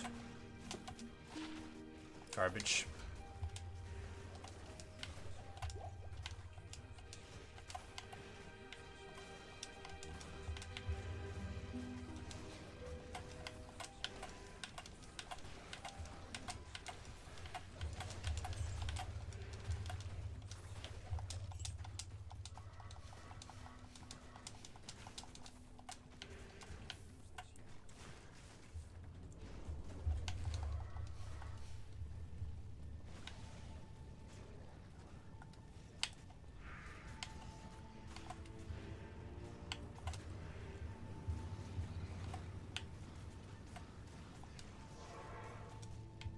We got hit with some poison from the sky. We're just going to go ahead and get rid of it before it does, you know, like 400 damage to us or something silly.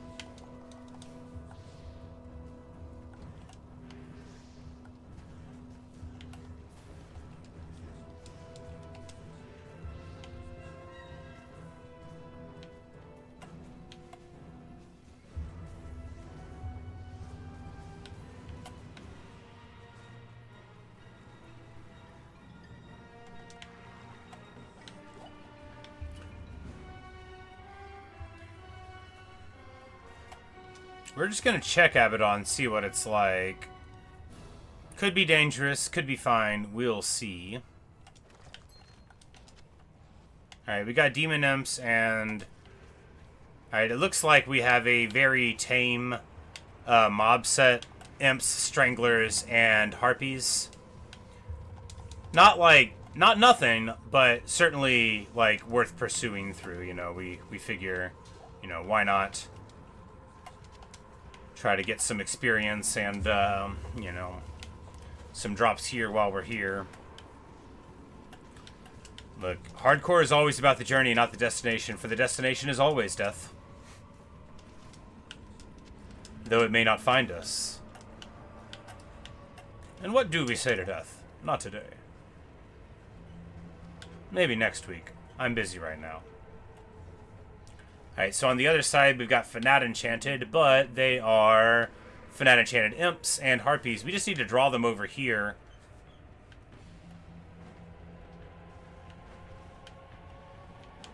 Or, you know, run over there. That's good, too.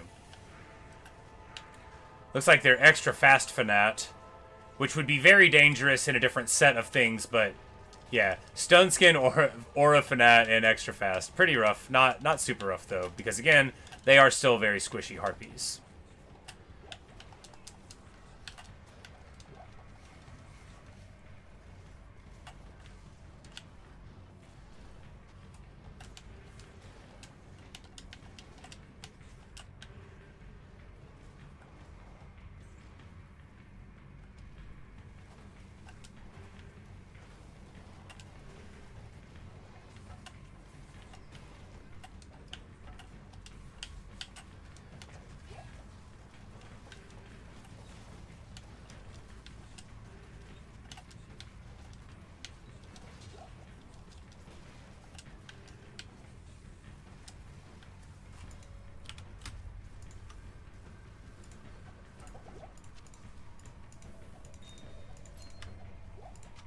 Does it have sockets? No.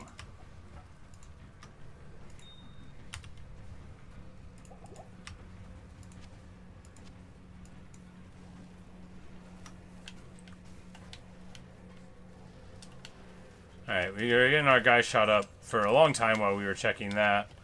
Pretty careless behavior.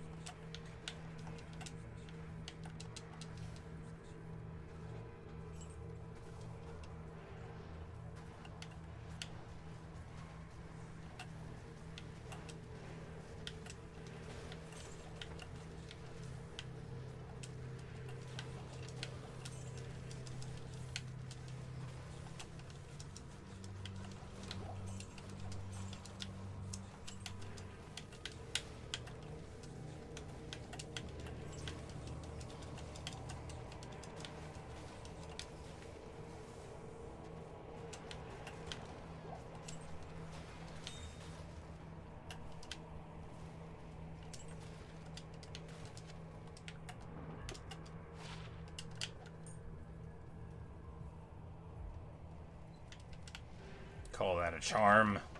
8 attack rating, even if it was 80.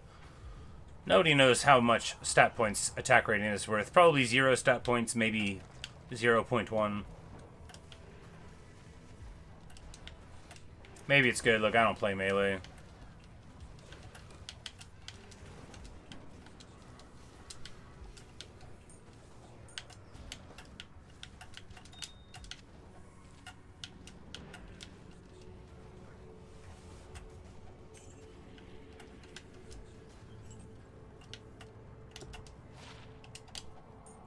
One, 2 cold damage, grand charm. Wow, this is worthless. That was like 111 mana. I mean, it's interesting, but you wouldn't use it on anyone. Not in hardcore.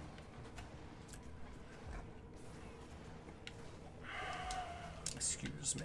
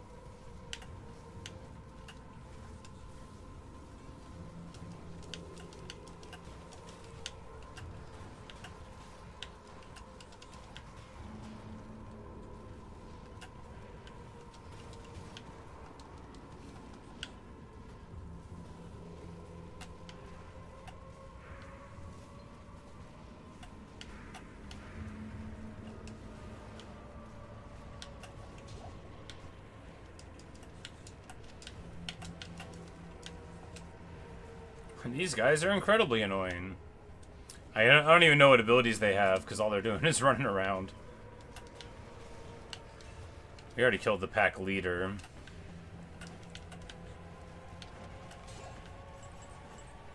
And we get nothing, but hey. I mean, it's about the experience, right? It's also that I would like to get something else good before we go to, like, fight the Ancients. I'm honestly a bit more worried about, like, Lister than Baal. Because Lister will sometimes do this thing where he just, like, bashes everybody. Hey, Chase! You ask, have I been up all night? No, I went to sleep. After our long Diablo stream yesterday, I had some dinner, and then I planted a little bit of wheat in Minecraft. Woke up this morning, got myself a gun. Sorry, I've been watching The Sopranos. Woke up this morning, got yourself a gun.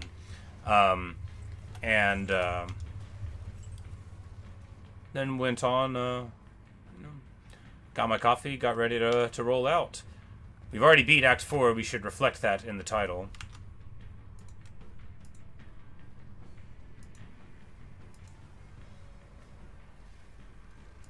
I'm like, why? I thought we were clear. Let's go to town.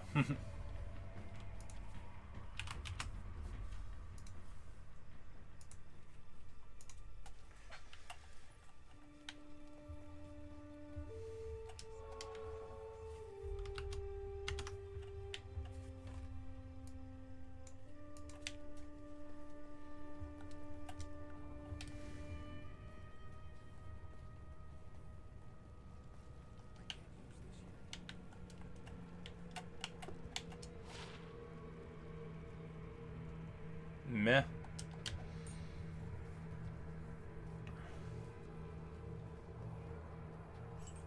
Look, not every charm can be a winner. But sometimes you get like 8 in a row that, like, look, if they just had like something on them, they'll be like, okay, I don't guess I want to take 7 fast hit recovery over the slot, you know, or whatever. I think it's 7 on a large. I think it goes like 3, 7, 12 for them. That was a little sketchy, coming out surrounded, but not too bad.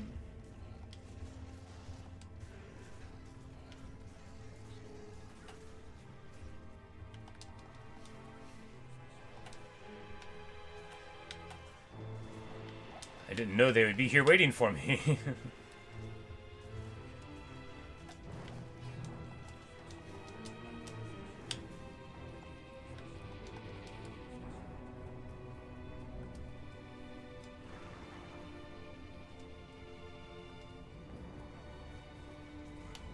Hey Neo, yep, still alive indeed. We're in Act 4. We're level 78.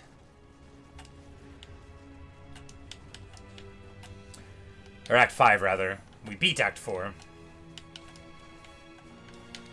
That guy has multi-shot over there. This is a nasty area to be in. Let's...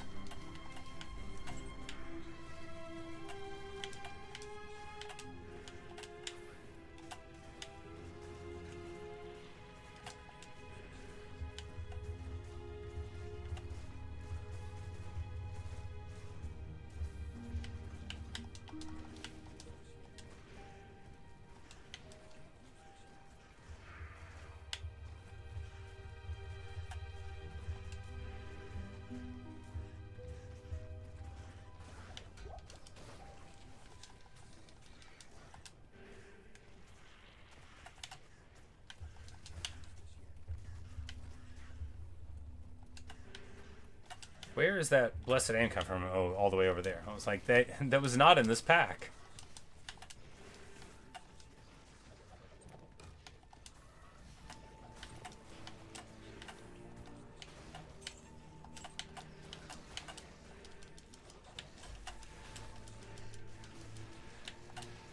Looks like this is a double unique pack, but it might not be. It might just be the one.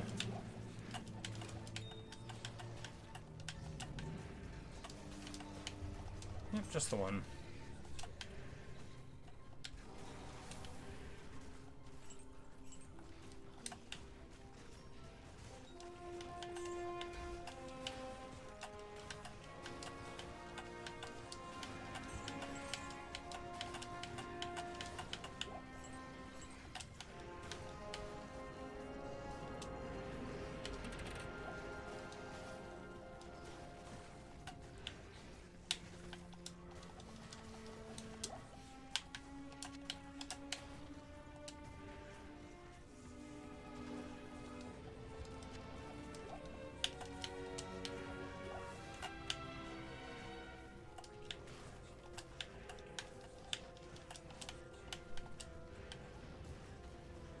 Evil demon huts, the most annoying kind of huts.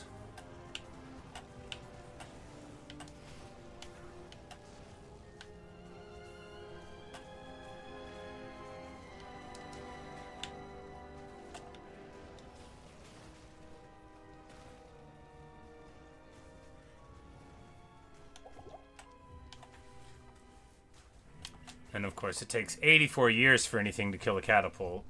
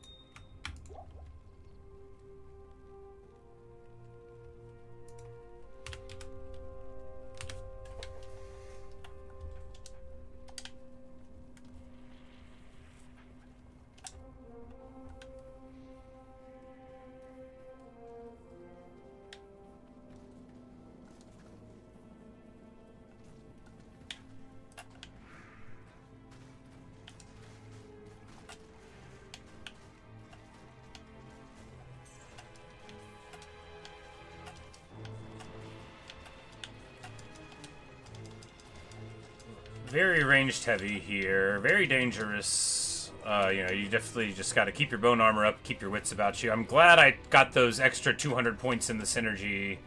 You know, we could have gotten, you know, a better amp damage or better golems or something, but I'm glad we elected to spend the points on not taking damage when we get shot. Because one free shot per bone armor is a lot of free shots.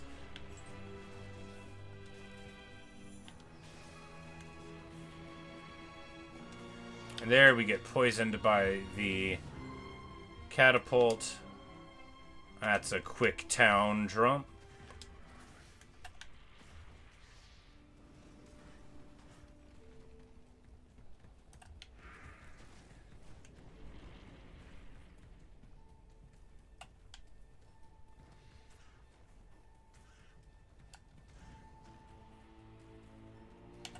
But we safely push up the wall. That's always nice when you can just, like, push forward a little bit, you know. You don't want to just skip every enemy, but you don't want to fight in certain circumstances. You don't want to be going uphill at them, right? You want to get to the uphill side and then turn around.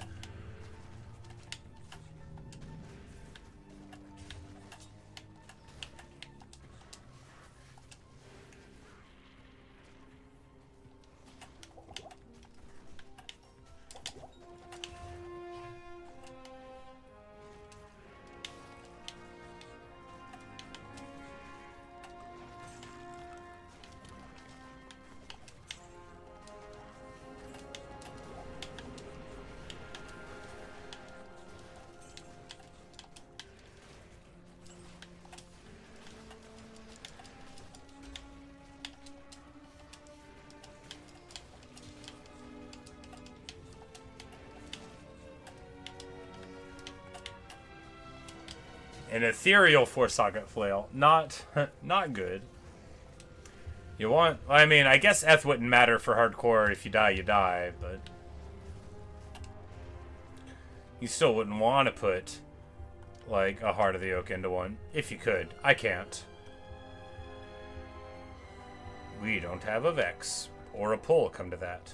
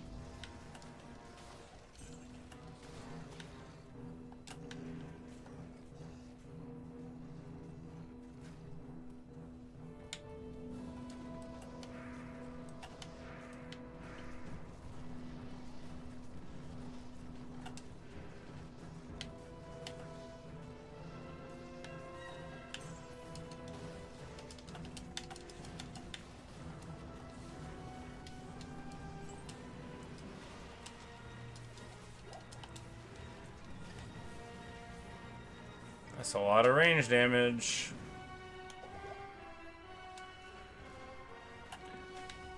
Having fast hit recovery counts for a lot, you know. I think we have 5 frames right now, which is a good count. Like, if I could get to 3 without sacrificing too much, obviously I would love to get it, but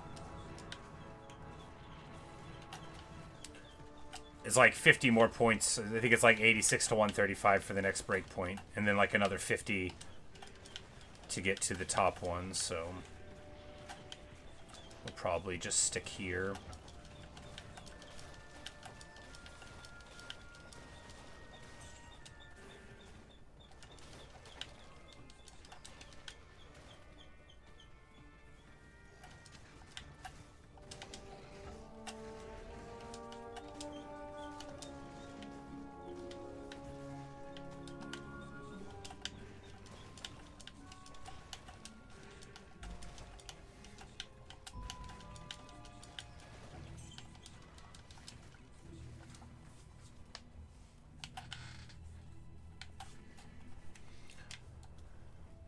This is wild. I can't believe we're doing so well. I honestly thought we would die in, like, Nightmare. Which we almost did, you know. This is quite a... There we go. Let's... if we just get one body there, we'll be able to pop this whole thing. I back the Unleashed.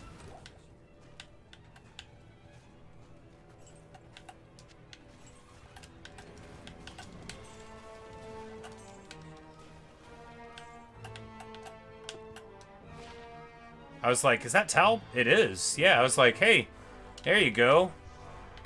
So Talrash's belt is not, like, super desirable. The Talrash's set is, like, one of the pinnacle sets for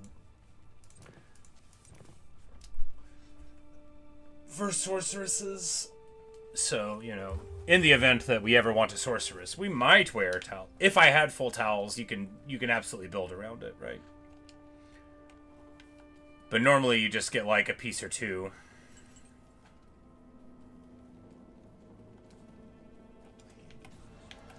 Alright, fire boars. What else?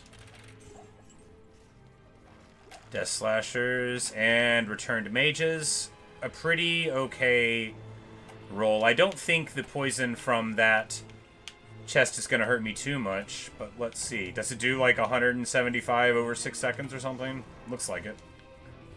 Pretty annoying stuff.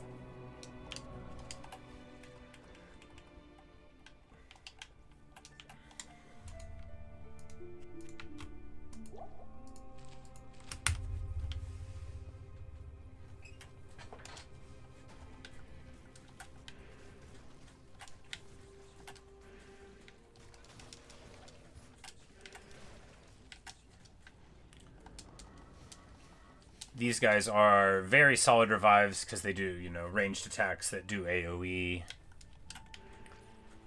They're not, like, amazing because they don't, like, stand in the gap or anything, but they do alright. you're usually not sorry to see them, because at least they're doing work. And when you get a lot of them, I mean, it's a lot of AoE damage they can do on a blob. Devil, Drinker, the Dark.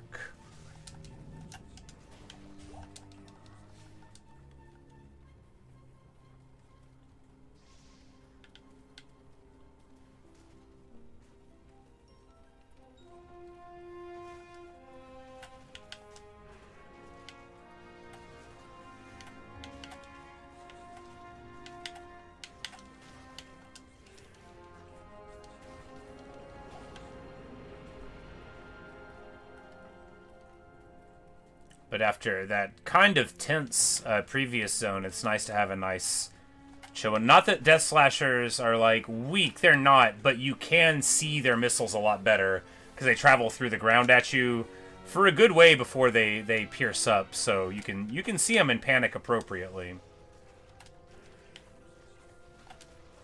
But if we don't get a body here, we're about to be panicking for real. Because that's the thing is... they're capable of doing very big AoE. Yeah, all of our skeletons are dead now. If we don't get some more bodies, we're gonna have to bail.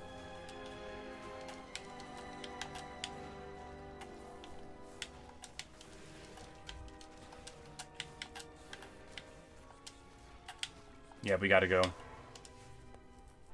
We have got to go. And that's what those blocks are like, though, because in like 10 seconds, they'll kill every skeleton all at the same time. It's pretty annoying stuff. You know, if you don't kill them immediately, you gotta whop your happy behind back to Act 1, you know, and that's just the way it is. Things will always be the same.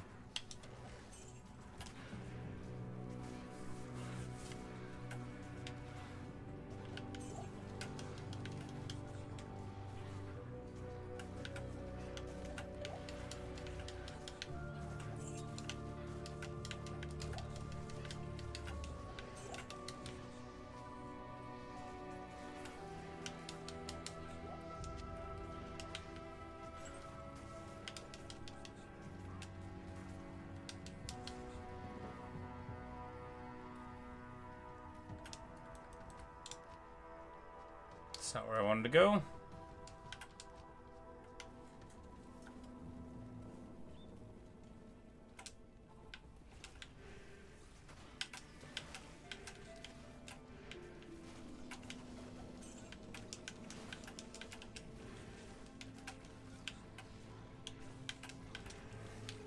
Because it's just so annoying, and then you get cursed too. It's like, wait, Trangules? Hey, now we're talking. That is a good drop. Can I even wear it? Do I need to respec? Everybody died to the poison. Feels bad. Because the thing... yeah, alright. We need 84 strength for it. Because it, you know... it has lower requirements. But yeah, that... because it's got the run walk and the summoning skills. It's not totally amazing. But I mean, it's fine. Because you get the run walk, which is better, you know, the stealth. Stealth gives you the cast rate and the hit recovery, but we would like to upgrade from it. And you actually do get the poison resist, so Tranks would be great. It's all the stuff that we really care about on that there, but we can't equip it yet unless we go to 84 strength. Do we respec? I mean...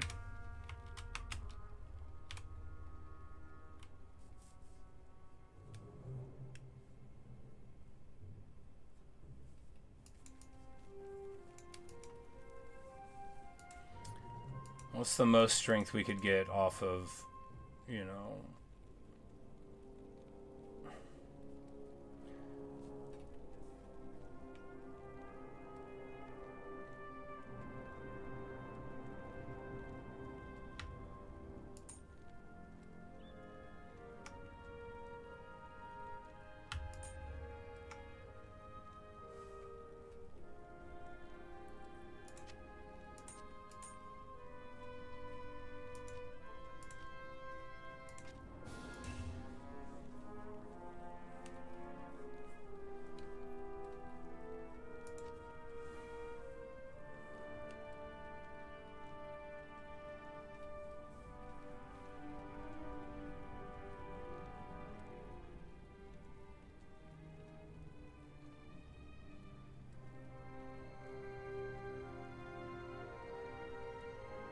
Yeah, like none of the random stuff that we have is going to help us get there.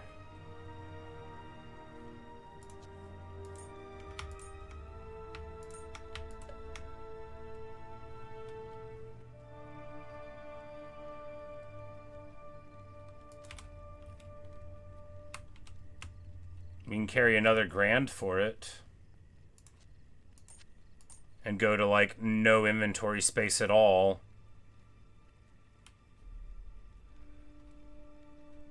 We could drop the run walk mana charm for it. I mean, the mana is irrelevant, and the run walk we make up with the swap.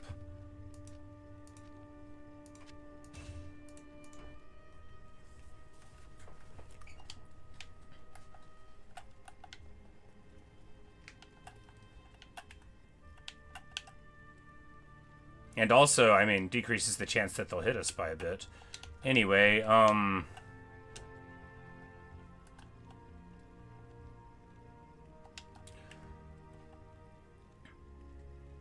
mean, it's fine, right? Because all we did was... Well, we dropped a frame break point in hit recovery, though.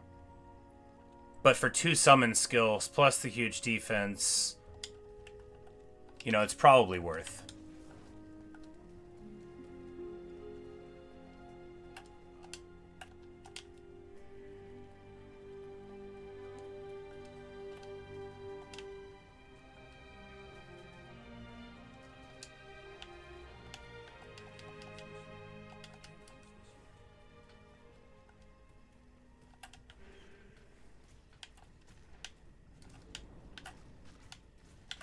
Because more summoning skill, right? That's mastery, that's skeleton, that's, you know, resist. Everything you could want, that's the summoning skills. And, you know, finding them anywhere is good.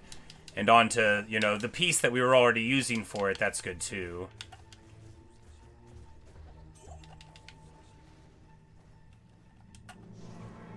I'm worried about this poison. I feel like it does just way too much damage.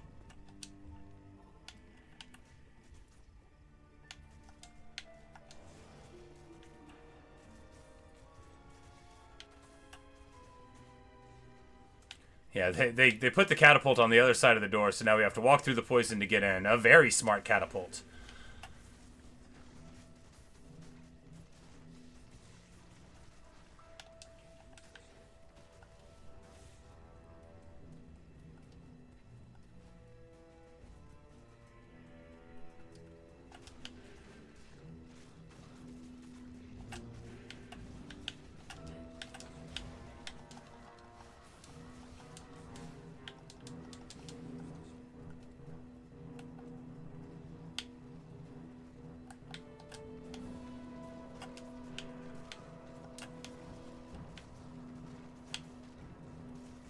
Alright, our dudes are not engaging up there, so we need to run this way. You can't make your summons do anything smart, right?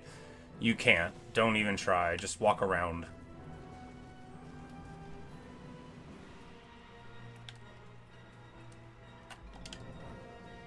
Plateau waypoint, very good.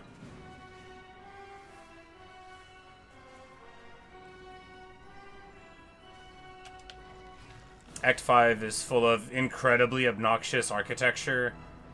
That's why, like, it always blows my mind. Like, people hate Act 3, but Act 5 is, like, so much more annoying to me. Because, like, even the overland sections are incomprehensibly pockmarked by impassable terrain. Whereas, at least in 3, it's just a river.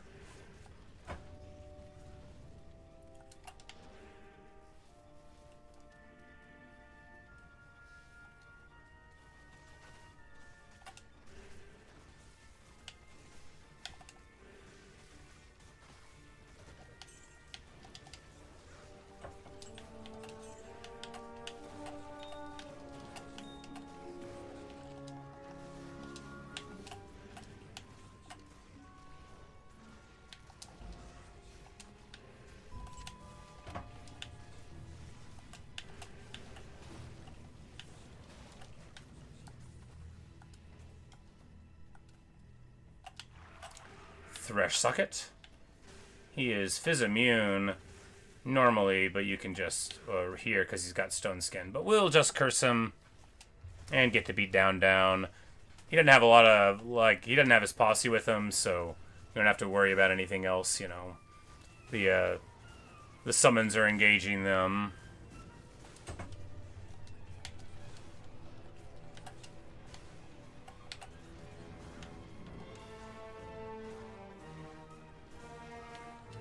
Two hours later.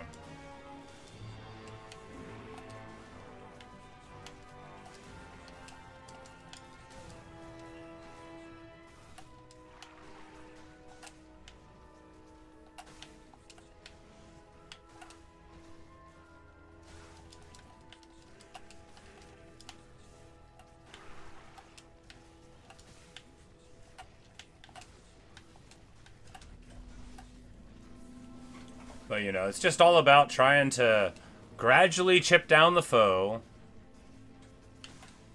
before all the revives pop to timing out, and then...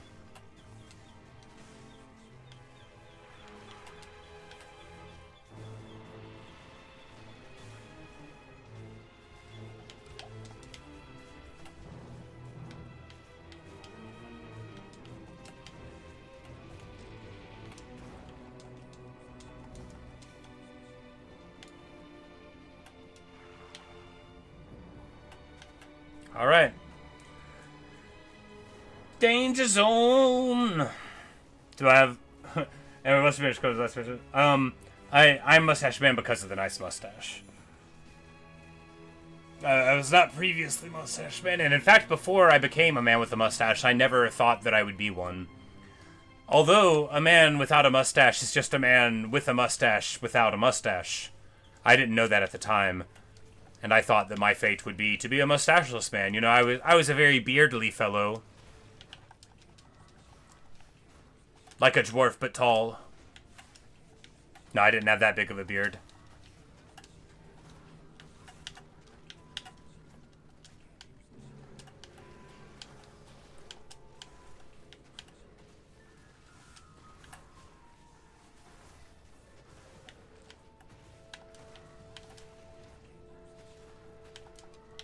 And we get a bunch of backhanding Yetis to help us backhand their Yetis, as is tradition.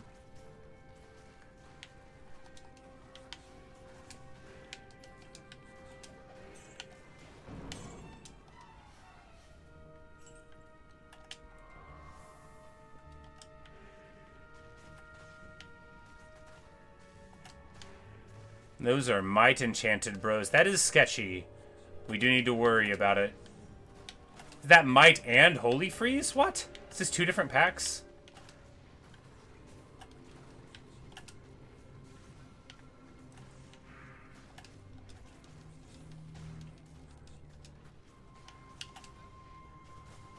But the Yetis are really good at doing damage, right? They get the work in, so... Oh, wow, our dude died. Well...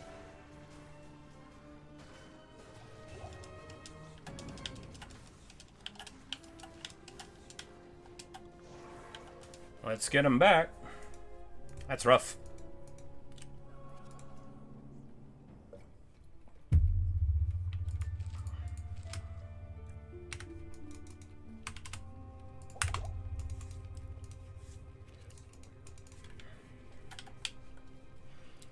Because we can only get him,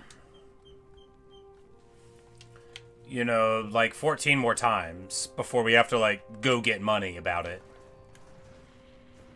Coming through the portal there. Could have potentially been sketchy, I guess. Maybe I shouldn't have done it. I thought we'd be fine. I thought we'd gone far enough away, but no, they...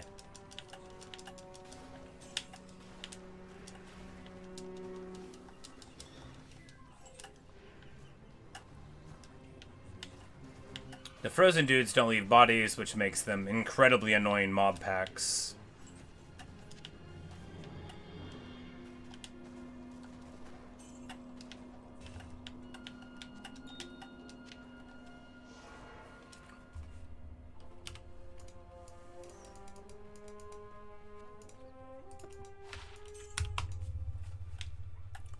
But, you know, if I'm worried about money, we need to just start picking up blue armor when we see it, when it's exceptional or higher. It's highly likely to be money capped. at the merchant.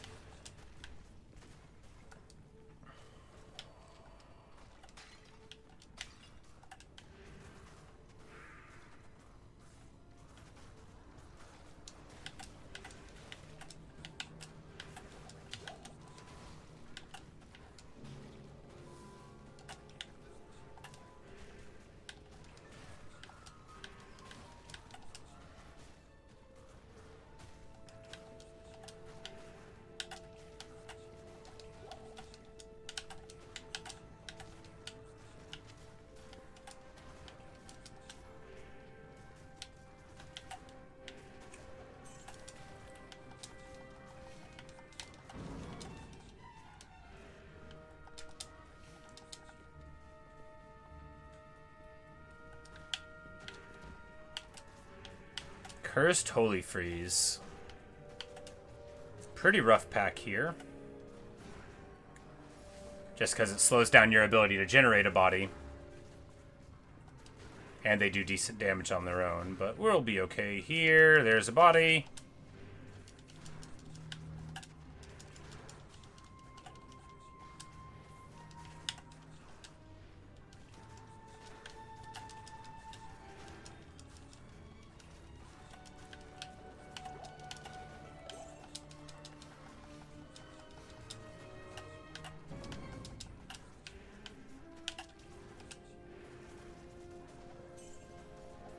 If we can get like a full party of these dudes, we could pop the Ancients, maybe. But you know, you got 3 minutes, so it's like you gotta... You almost want to be able to scout the Ancients' door, which isn't from this area. We gotta go like a few more places before we get to the Ancients even. Speaking of, let's get decursed real quick.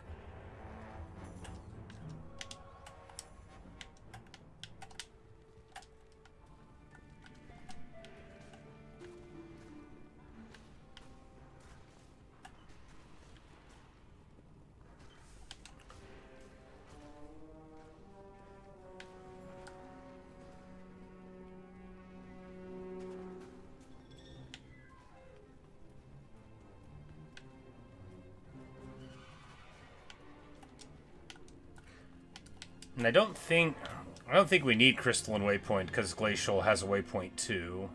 Right? Right.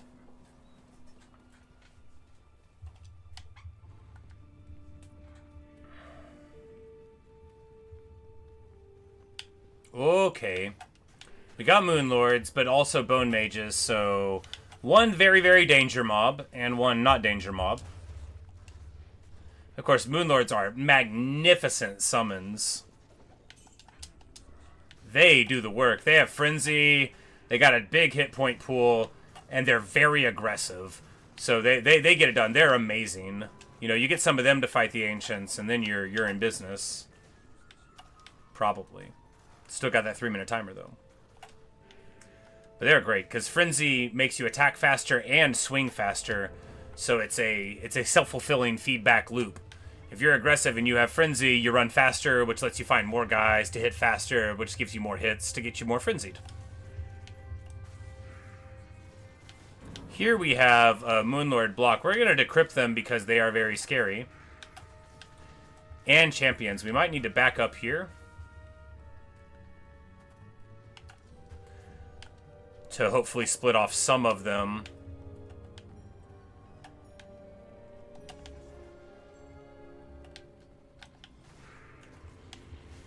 Because with champs and extra fast Moonlords, man, that's a rough pack. This is a dangerous little room, and they're not even as dangerous as they could be because the aura enchanted on them is just blessed aim and not like damage. But we're just gonna keep on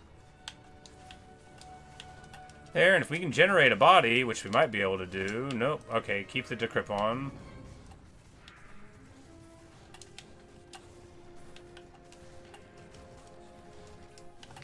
Because if they're fighting our revives, you know, they're not going to be able to pop them because the revives have such huge hit points. But, you know, the revives are going to fall eventually.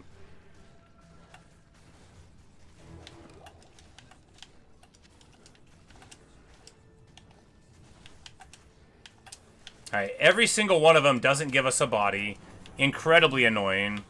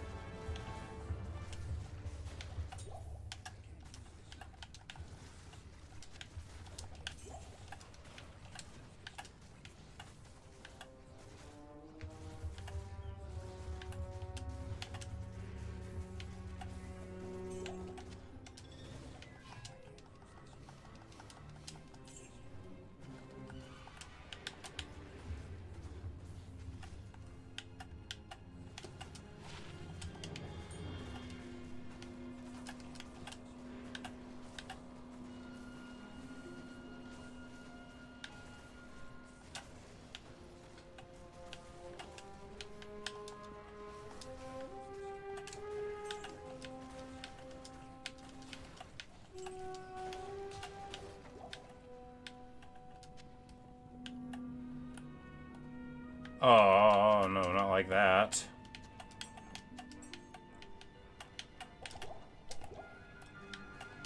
Oh my god.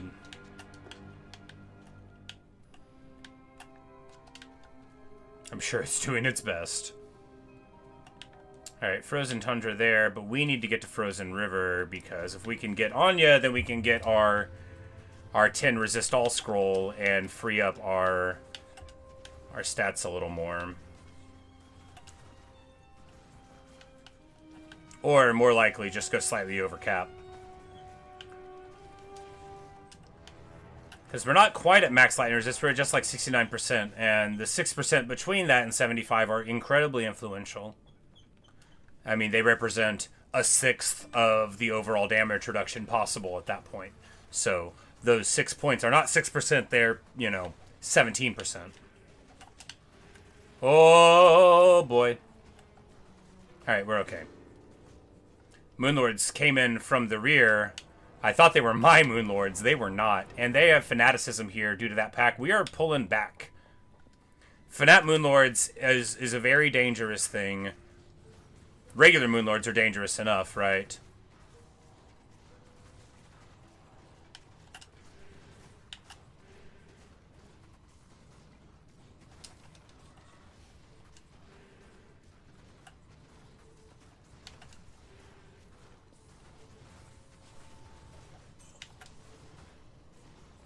But you summon the Golem into the middle to distract all of their guys, and then you just continue beating down. We're not even blowing up the Moonlords here, right? Because by resurrecting them, that's better overall, I think. But maybe we should pop one body.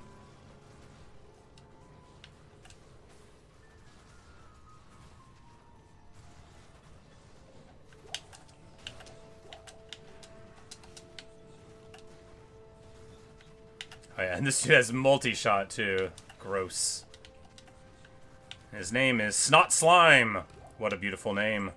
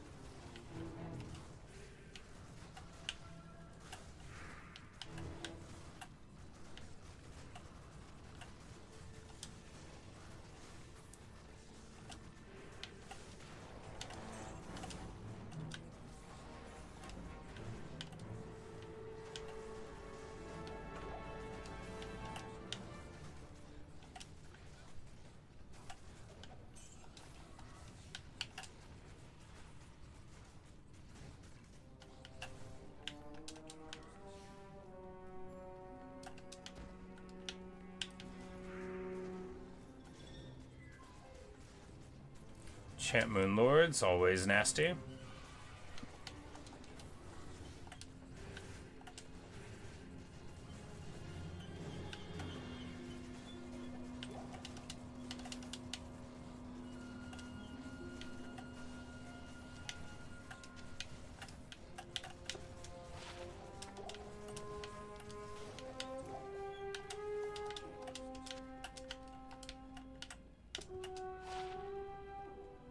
It's a lot of life on a belt, but we have like an 80 life belt. Drifter Cabin, I was hoping that was Frozen River. It wasn't. Alright, let's keep on looking for it.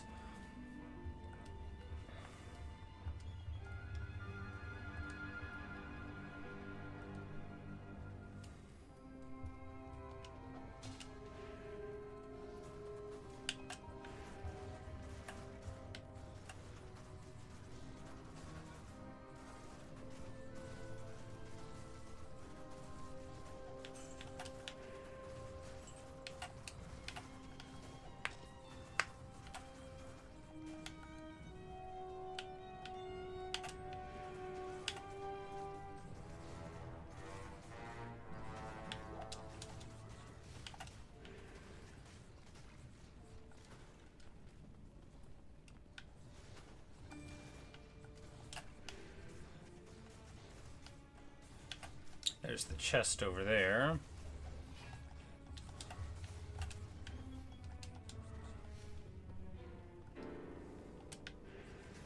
Which, with 6 Moonlord revives, we'll churn through these guys pretty quick.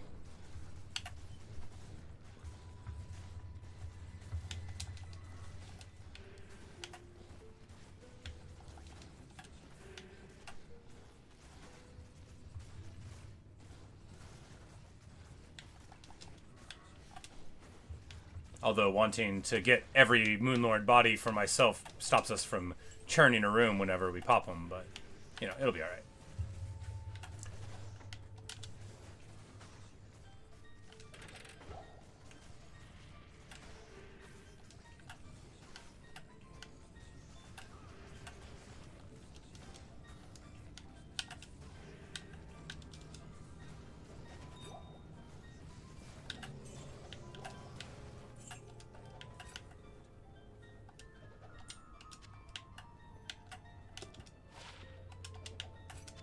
Like, we dropped the Charm of Strength, which I think, yeah, would make our... It makes our armor fall off if we ever pick it up, so... Gotta keep an eye out for that. Alright. Don't want our revives to pop. Frozen River has to be very close, because we've seen all the other aspects of the place, so, you know. It just follows that it will be close.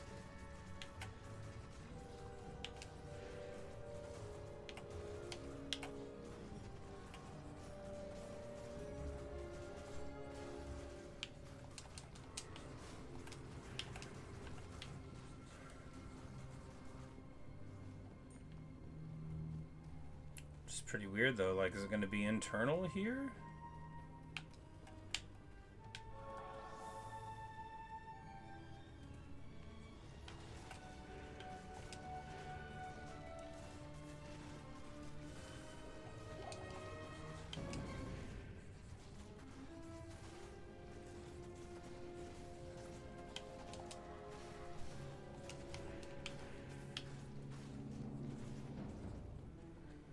I guess it was very close indeed to the front door.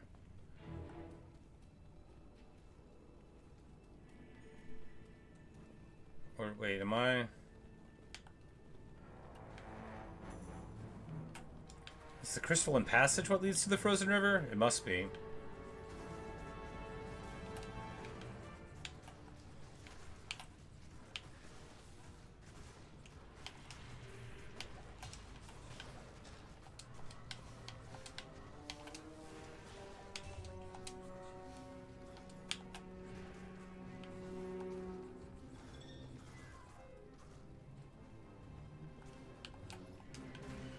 Funny thing to forget.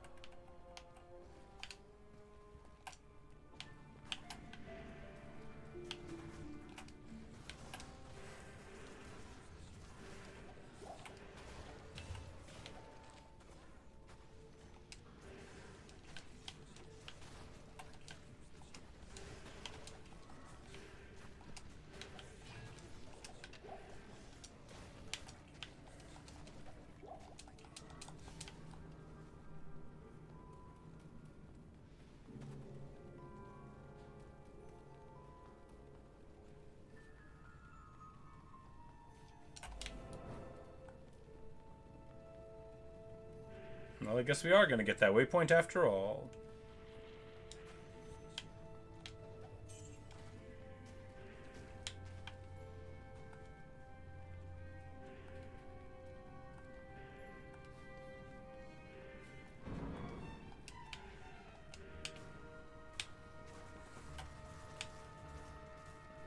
Hey, there it is.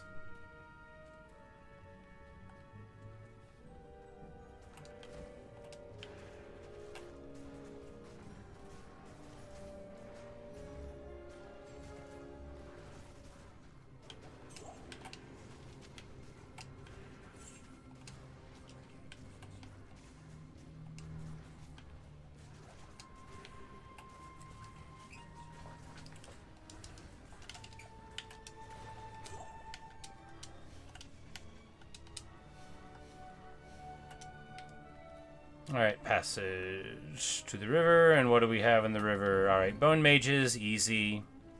We're hoping for, like, harpies and chargers or something. Just something to be, like, cozy. Because charging dudes, yeah, okay, there's the harpies, good. If we can dodge frozen dudes, alright, there's a pack, but that's...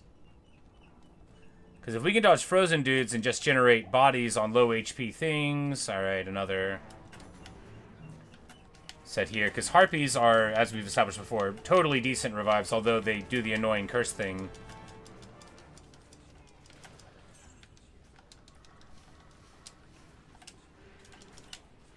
They do spread out and, you know, provide that amount of benefit.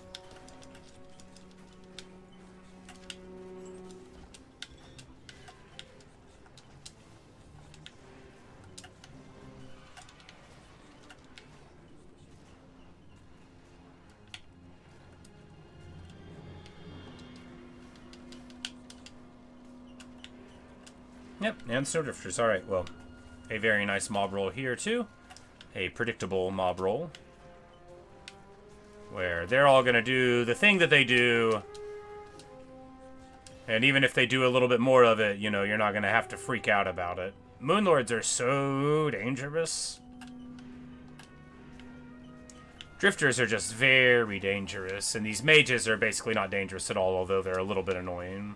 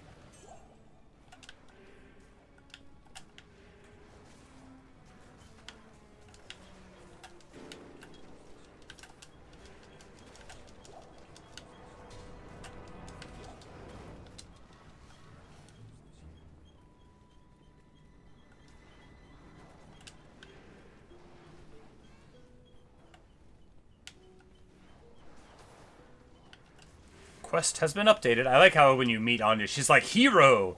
Someone did this, but I guess anyone who can get here is kind of a hero. Partisan, that's great. Please, please, please let me get what I want. 4. Open sockets, ethereal. Superior. Really, just 4 open sockets would be fine. 5 would be okay, too. Or 2.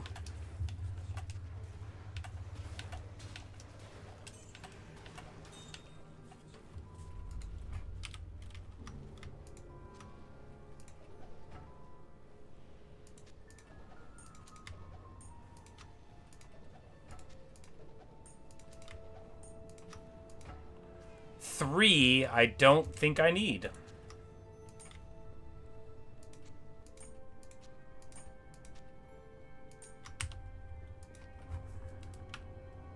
Alright, if we take the strength points, then we can gradually, you know, move these charms out of the inventory.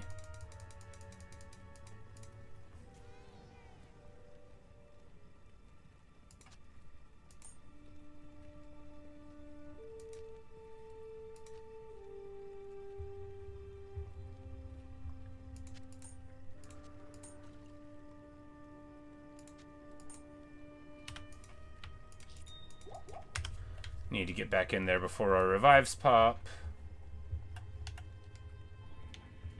My revives can only be whatever we find on the ground, and you can revive almost everything with a body, but not absolutely everything.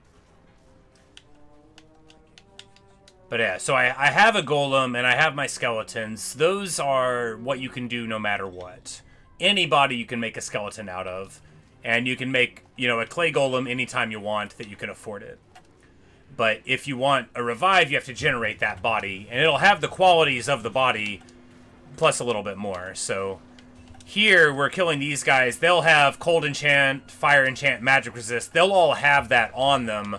All the minions will. You can't revive the leader of a pack, but you can revive the other ones, and you can't revive champions. But hero, Lilithok did this to me, and I'll be like, I know, girl, I know. He's a bad dude.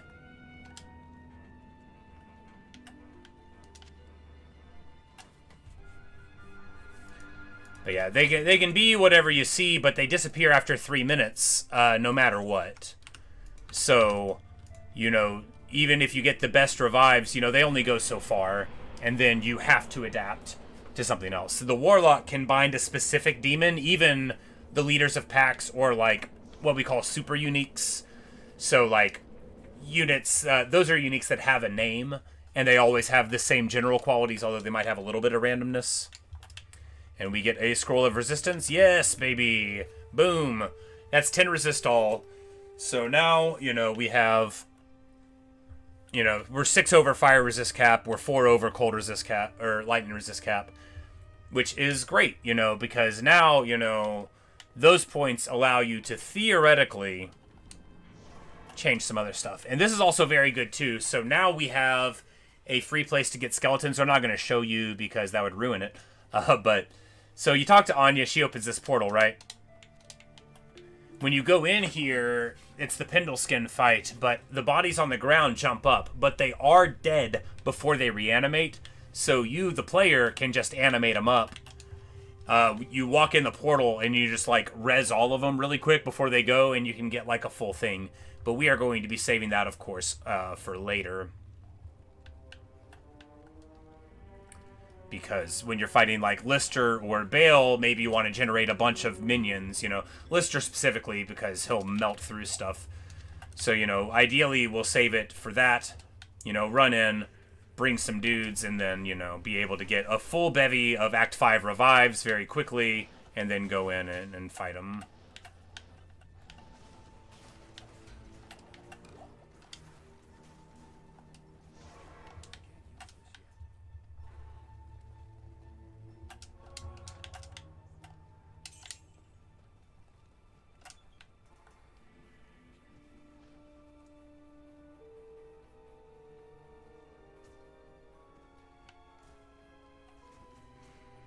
And of course, here in the tundra, where we just have to wait for our guys to break through a door. I hate Act 5. It's so annoying. Look, if you can break a door, like most of the characters can, it doesn't matter. But if you're a Necromancer, Act 5 is incredibly annoying.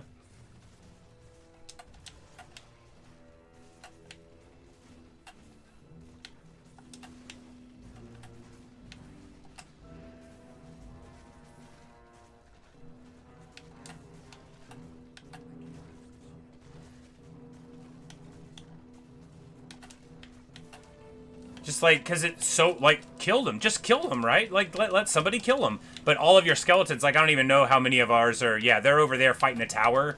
It's incredibly annoying. I hate Act 5. It's so obnoxious. Because, again, it would be one thing if you could direct your skeletons, but you can't. And they will spend, like, a full 5 minutes hitting a hole in a wall that doesn't have anyone on it. And our guy died. I hate Act 5. And basically all the overland areas suck because they're all like that. And all the underland areas are terrible because they're underland. So you don't have, like, any parts where the Necromancer is benefited.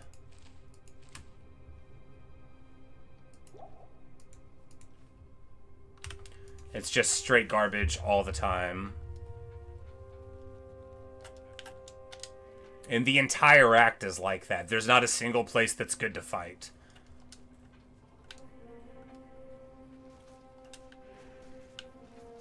Because you can get to a place like this where it's like, oh, tundra, this is good. And then, like, 3 feet into it, a bunch more stupid buildings with a bunch more stupid things.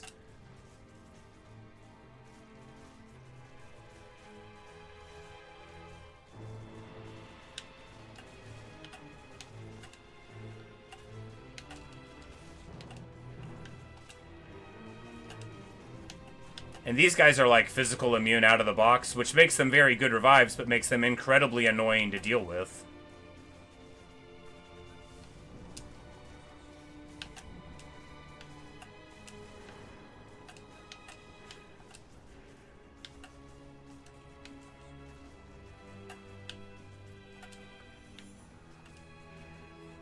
Anyway, Act 5 sucks. it's you know, it's the culmination of all the difficulty of the game, so everything is miserable. And theoretically you can get good stuff here, but you can just, like, get good stuff somewhere else. Friggin' physical immunes, man. And this is why I don't play melee, because you get to hell and then you have a bunch of physical immunes and you can't play the game anymore. And since I play mostly by myself, there's just, like, literally no point in playing any physical class at all. Because the problem of physical immunes is not solvable for a couple of them. Or if it is, it feels like this, only instead of being good the rest of the time, you're not.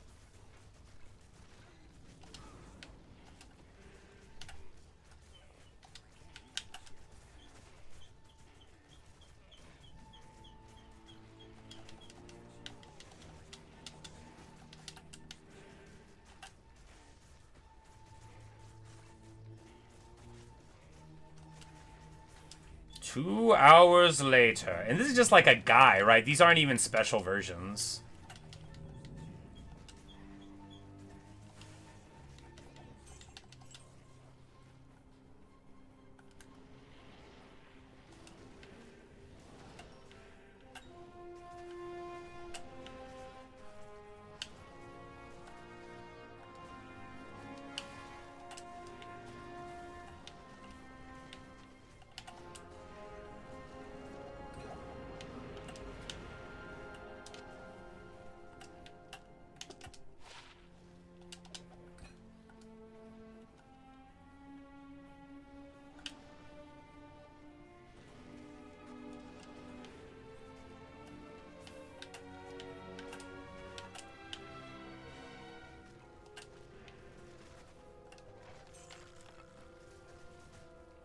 Those guys are a very fast block. We're just going to try to avoid them because it takes like 84 years to clear one of those mob packs under normal conditions.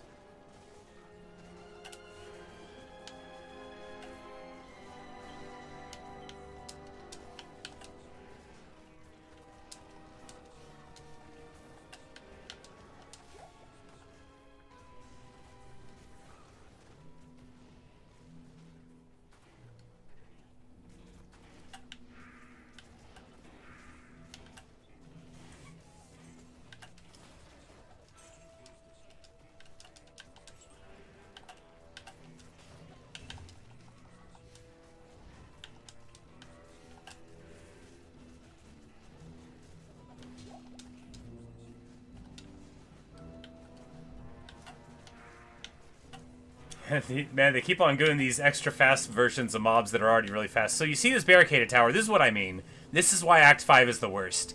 They will spend a year doing that, and you can't make them stop. You can leave, but you can't make them stop. I hate Act 5. It's the worst. It's even worse than Act 2, because the entirety of Act 5 is like this. The misery and, like, the reason why Act 2 sucks is confined to basically 2 areas. But every single overland area of Act 5 is bad. I hate it. There's no reason that your skeleton should hit a tower that long and not be able to chip it down.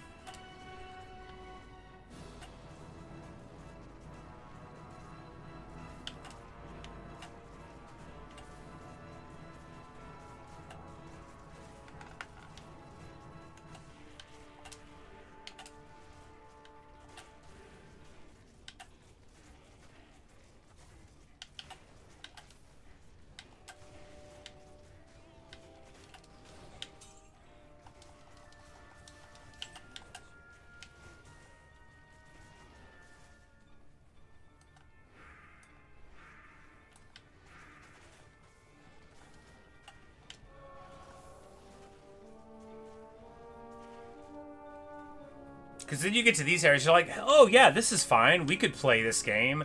And then it's a bunch of physical immune nonsense. So it's like you don't even want to be here. It's terrible. And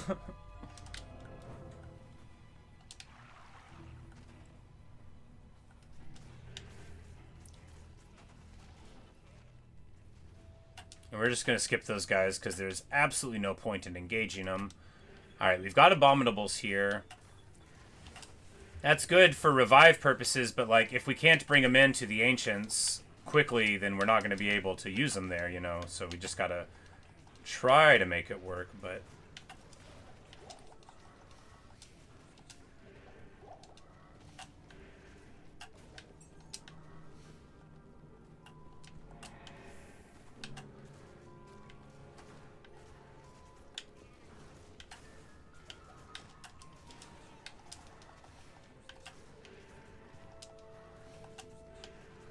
Because abominables actually do very respectable damage.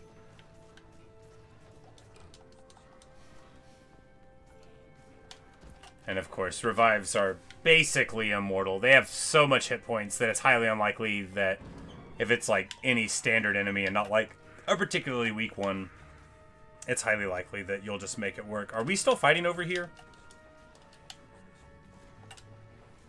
Oh yeah, everyone is standing here watching two dudes fight. Great. It's like high school. Like, no, hit him! I'm like, no, don't hit him. Like, let's all become a skeleton.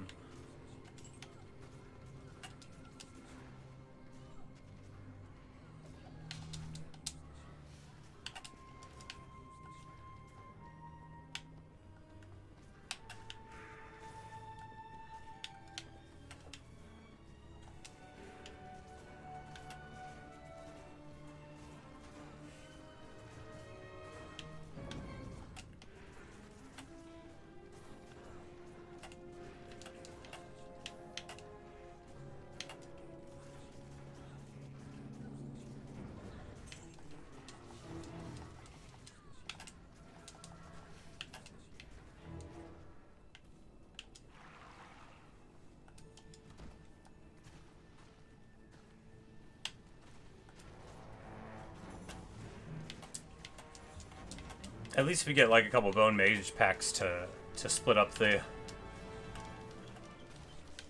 hardiness.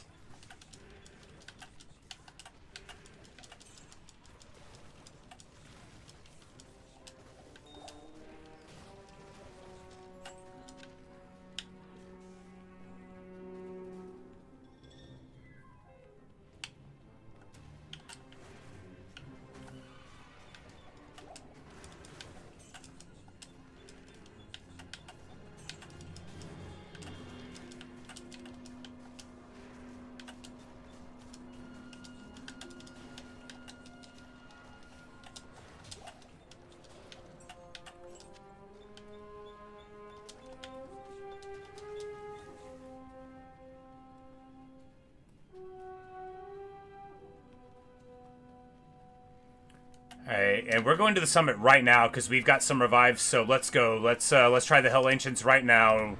No prep, just rock. Stay out of the damage, get the Dew Crip on them. We need to get one down before our guys fall, and then we'll be okay. They're all in a block, which is okay. We just need to keep our guy up. And then hopefully our revives will be able to make this work before they all fall down, because we have a little bit of time before that happens. And if we get like one of the ancients down, alright, we need to give our guy... Nope. We gotta keep the Crip on. Keep the Crip on.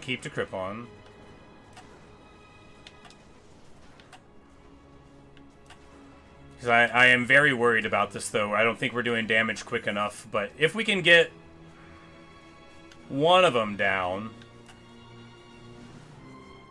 before all the revives go.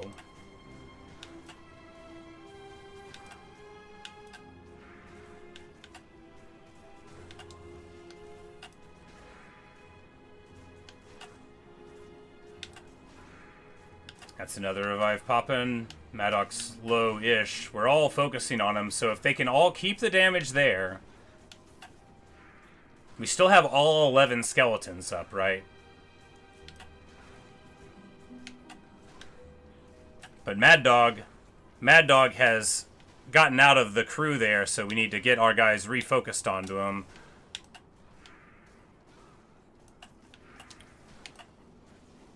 Throw the golem over there on that one.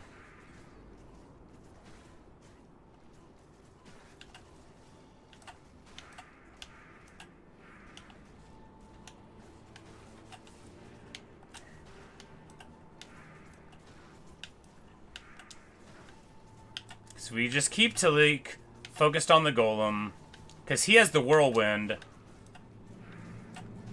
So he's the one that we have to worry about doing the big damage. I think, yeah, okay. We're gonna crack Korlik first of all things, because people started paying attention to him. Just throw in the potions at Asab. Alright, there's the first one down, and we're gonna get Mad Dog pretty soon. Oh boy, are we ever getting through this. Wonderful.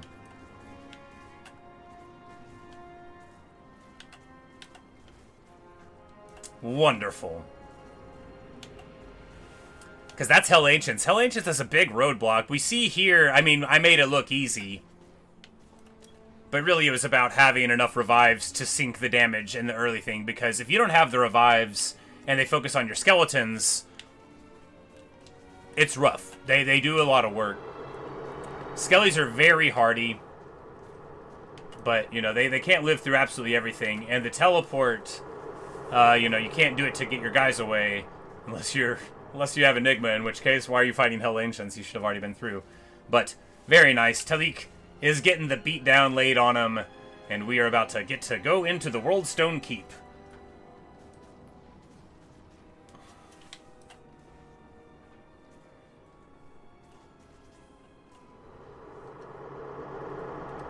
And we level up to level 79, right?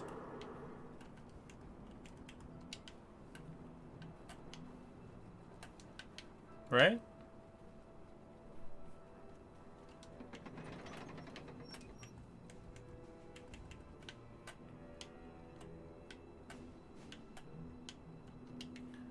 I swear I thought you got a level for beating the Ancients. Did I bug it? Does it just give you experience and not a full level? Anyway.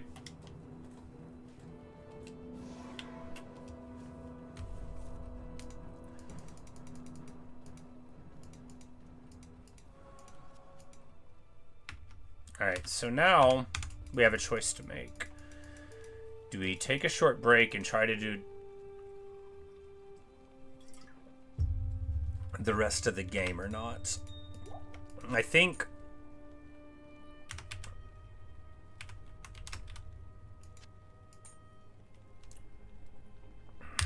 not. I think we... Because, alright, so if I try to do the rest of the game now, we might be on somewhat of a time crunch, theoretically. No, not so much. But I need to take a break anyway. No, I mean, if we don't get the Worldstone waypoint, then that's bad. Let's go overcap light resist. What's that rune word?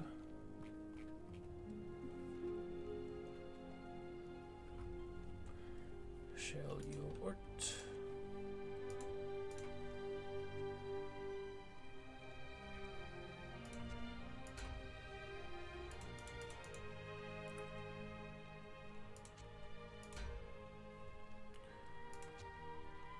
Alright, roll high.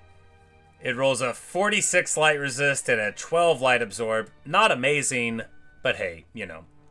It beats a lore. We lose a skill, but, you know, we also get light absorb and a bit more life out of everything and hit recovery, so worth it, because the hit recovery there brings us to 75, and then the 10 there to 85. Do you need 86, though? I think 86 is the breakpoint, isn't it? Do I have any on a small charm?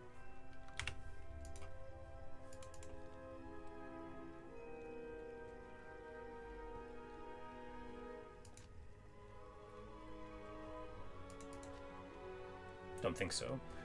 I know we have the Grand Charm for it, but anyway.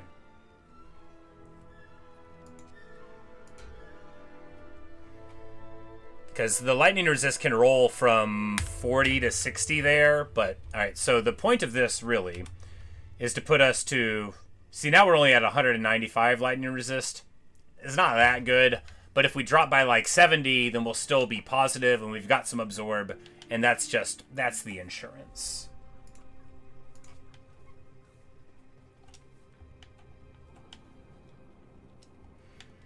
You can never AFK inside the World Stone Keep. It is too dangerous. Alright, we got Lancers and Ghoul Lords.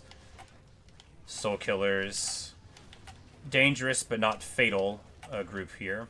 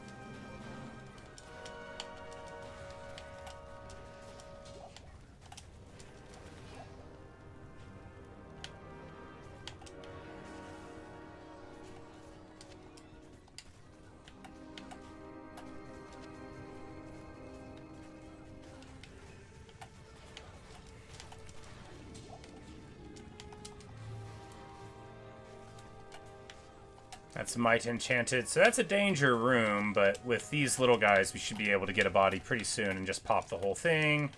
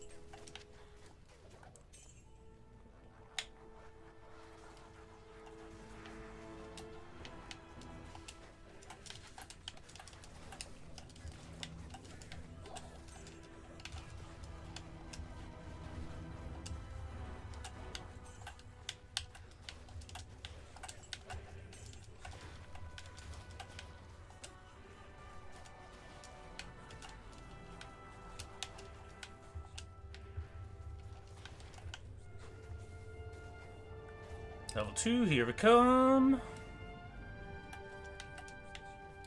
Alright, safe door. What do we got? What mobs do we got?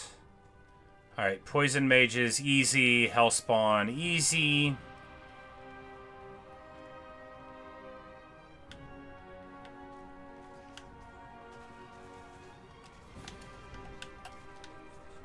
What's the third mob, though?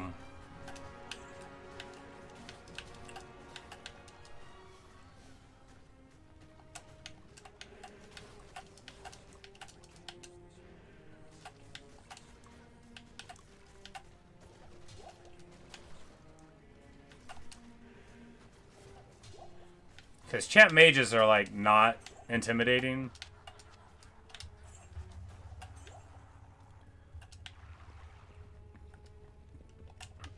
Oh, and bats. What a calm Durance 2.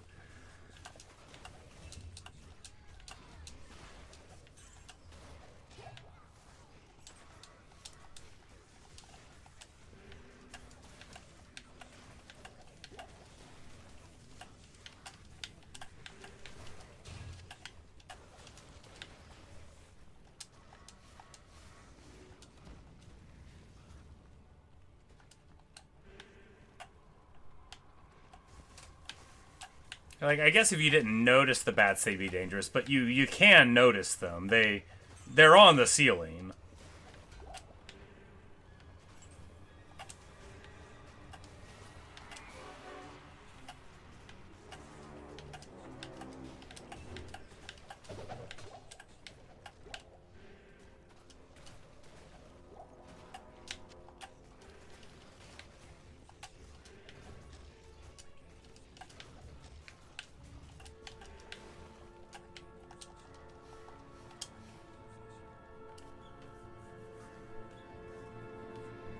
And we very much need to get the waypoint here because it's possible enough that we'll have to bail based on what we see in Durance 3 or Durance 4 potentially.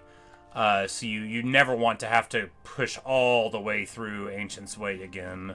That's pretty annoying. And then also, theoretically, you could go and run Baal again and you would want the waypoint. Although, I imagine, you know, if we don't die, then I don't think we're going to keep on running Baal over and over, you know.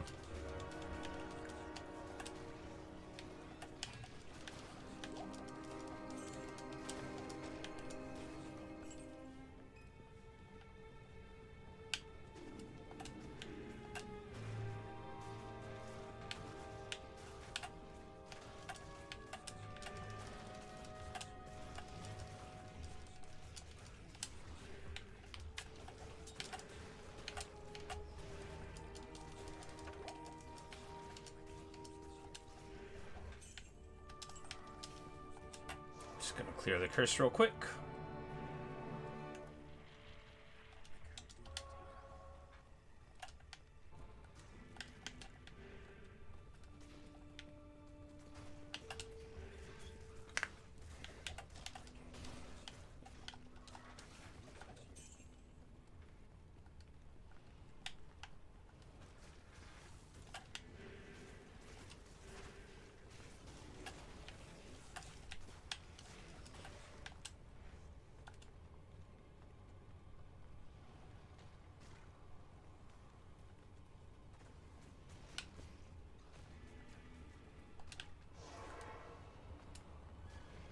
We're just going to put that there so we can navigate to it faster whenever we find the other one, you know, just a little.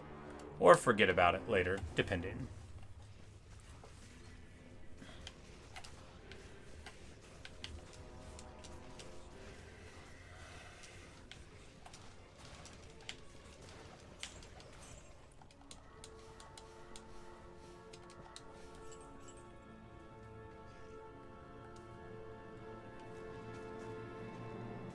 Alright, there's the waypoint.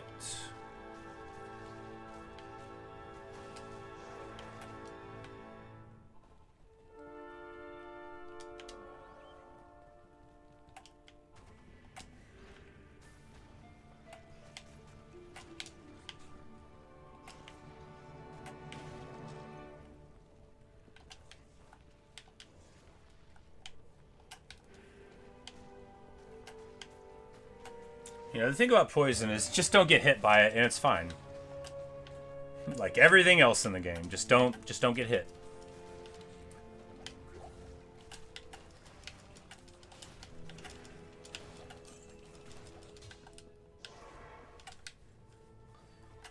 Because even with 40% poison resist, you'll see your whole life bar go away, but the thing with poison resist is you're supposed to have like stuff that reduces duration as well. Because, you know, if it does 500 damage over 6 seconds, but you reduce the poison damage by 75% and the duration by 75%, you know, all of a sudden now it's a lot less. But ain't nobody got time for that.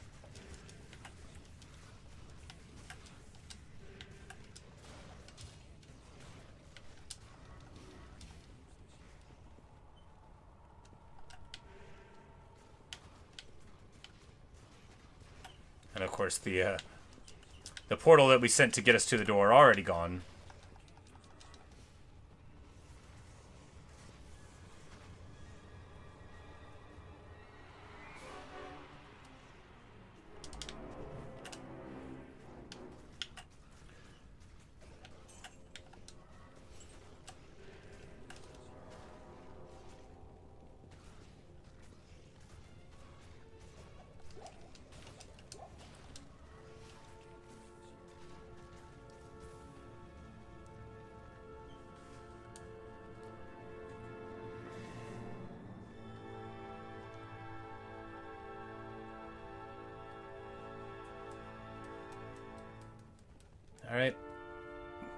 Couple more doors left.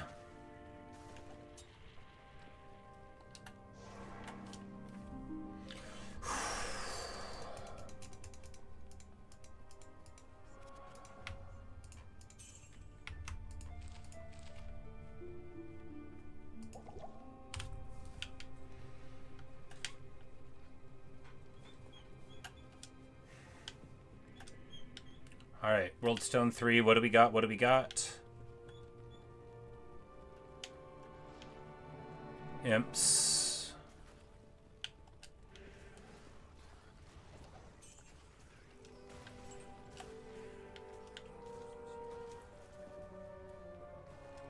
Conviction imps. Let's kill them quick.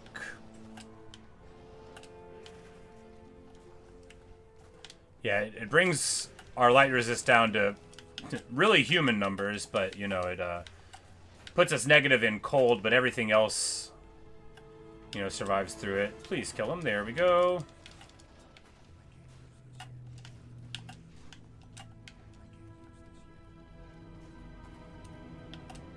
Defilers, which are totally irrelevant. Oh, and mages. All right, a very low lethality 3 also.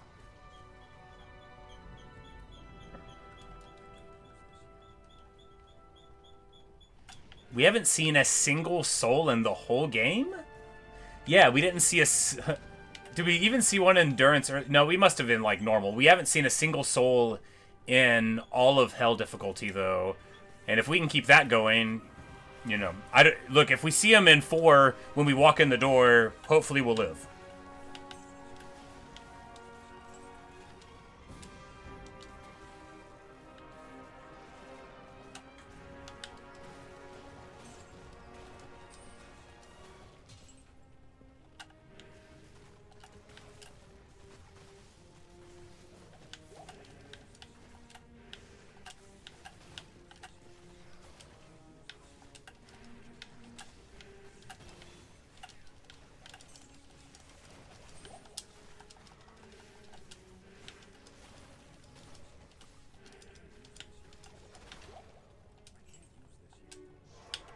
I leveled up.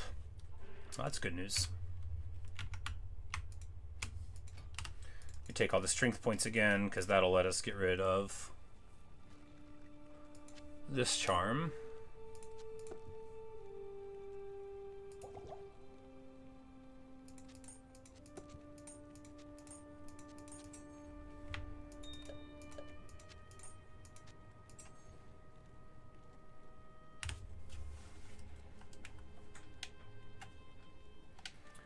$20 over lightning cap is fine. I would prefer to be like 70 over lightning cap, but that is not really doable with what I own.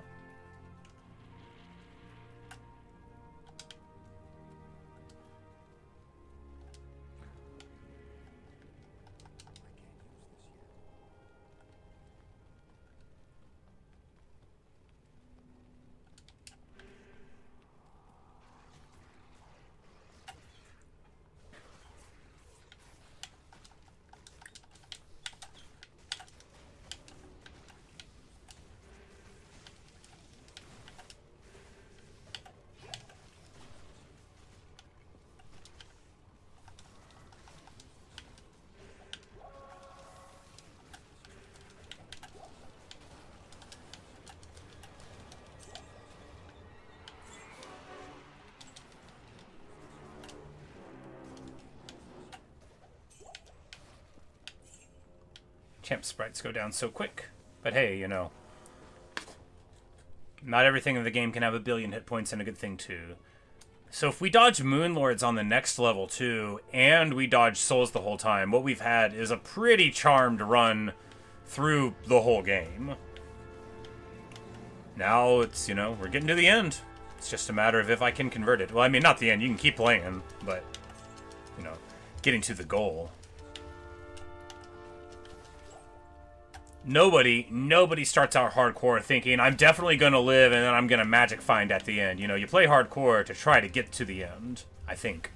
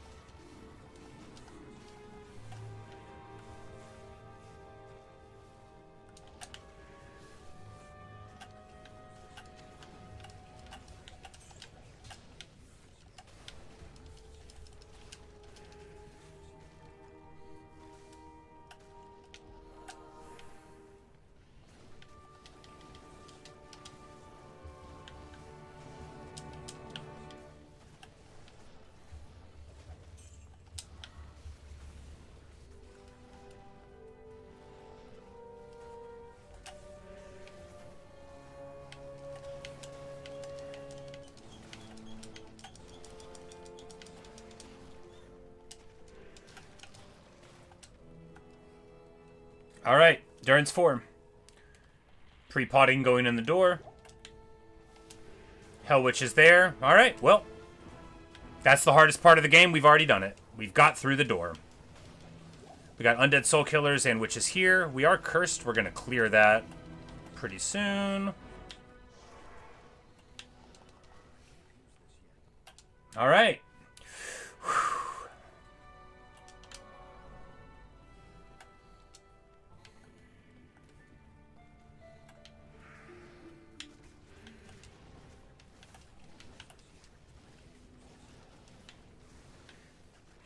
It's the final countdown. The moments of all truth, right?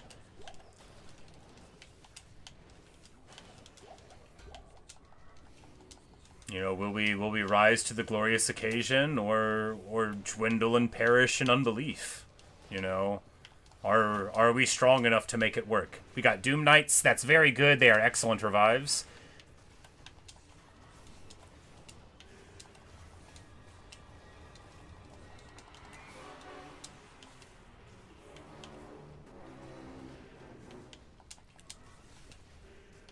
Oh, Knights, you can't revive. But they are full of hit points to blow up the foe.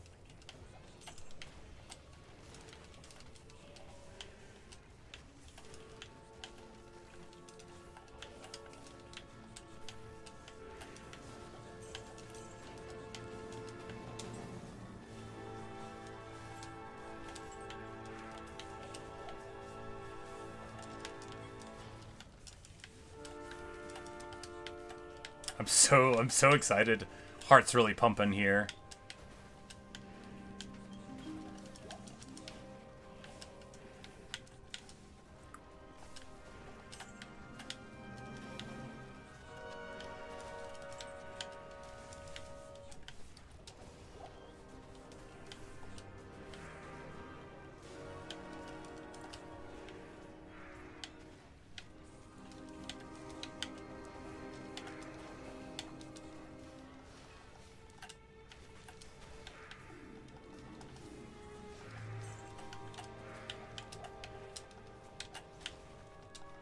Alright, throne room time.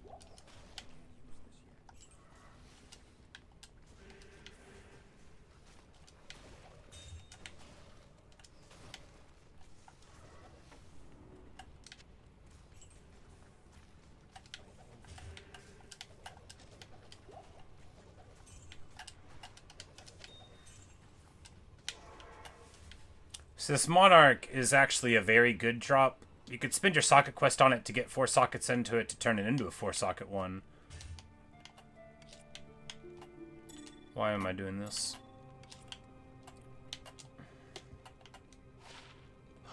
Oh my god. That is actually awesome. We now have a teleport amulet with some charges, so that's super good. You know, we might use it against Baal.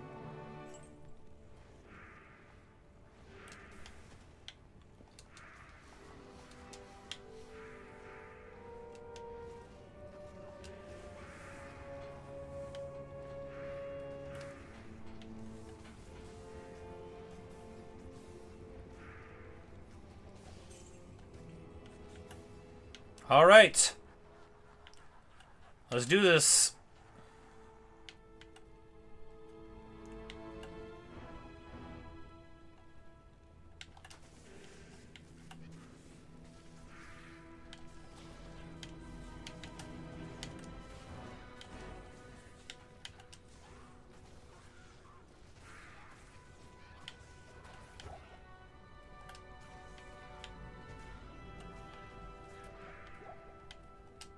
leave the bodies as we can for the next one.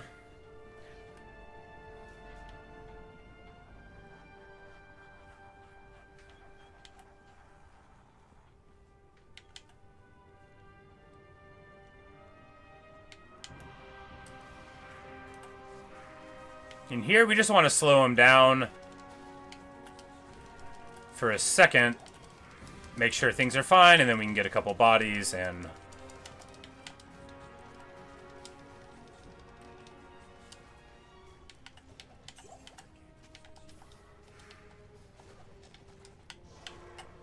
And this is very, very big poison damage. It will pop all of your dudes, so you just get rid of it.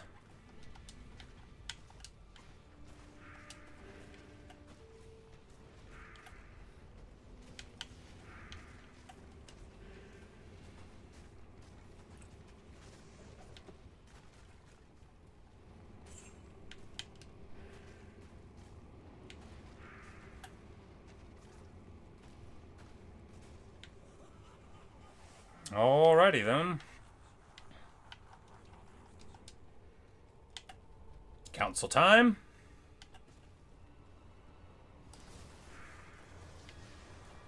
They're extra fast, so even with decrypt and everything on them, you know, they kind of haul. But, you know, we'll get this one down. We're not going to be trying to pop them. We're going to hope that all of our summons just live and that we'll be able to revive these council members.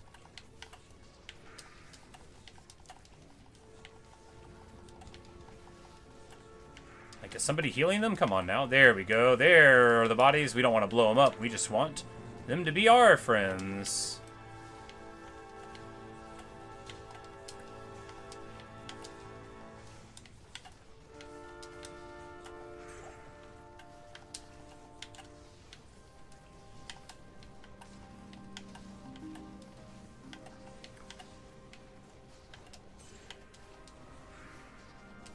But now, with a whole bunch of these revived guys, we'll be ready for the next group. You know, you just basically use the one group for the one right after them. Alright, this group is Danger. But with our quick revives in there...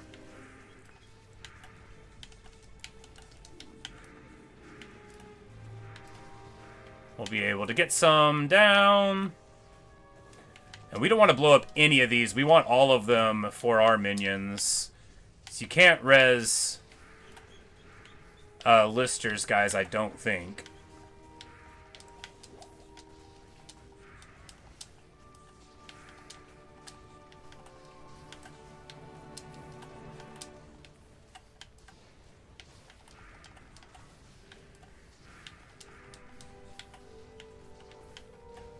But here, the decrypt's working wonderfully, and we just keep on chipping them down, which is great, because these minions are going to be very tanky against Lister.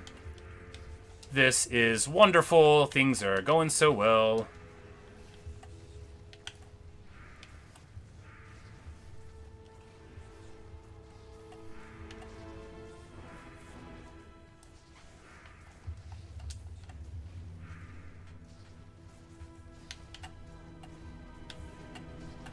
He has a lot of guys in his pack, too, so, you know, if we get all of them... None of their mods will really help us against Lister's pack, but their HP will.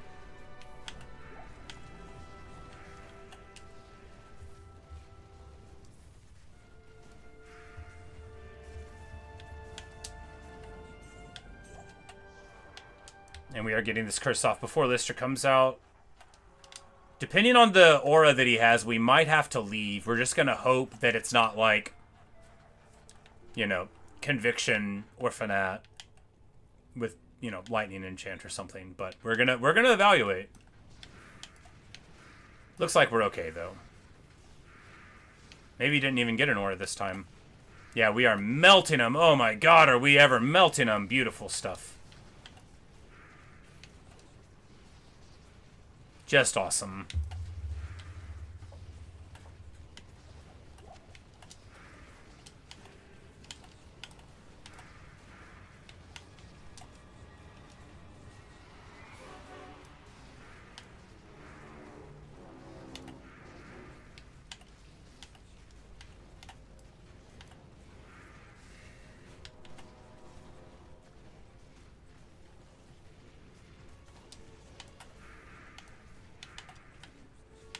Like, how did we even get one body? I guess everybody was hitting the one in the front, but you know.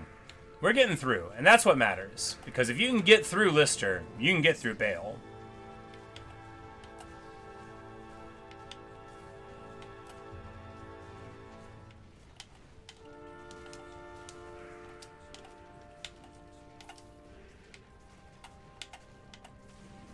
Spectral Fire, Magic Resist, you know, pretty decent mods.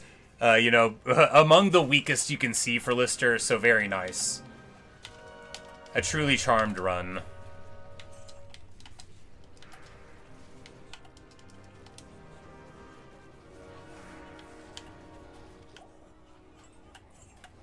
All right.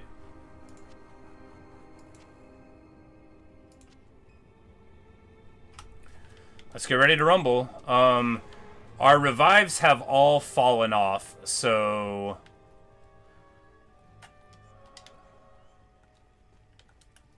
yeah, we just go in. Alright, so the first thing you have to do is make your way to the center immediately.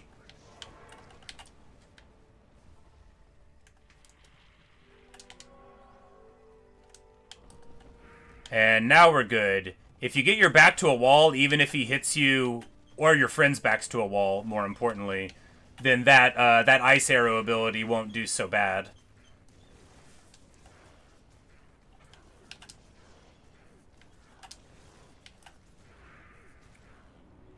But of course, it's going to take like a year to kill him. But that's okay. Because as long as we just keep him locked here, we're fine.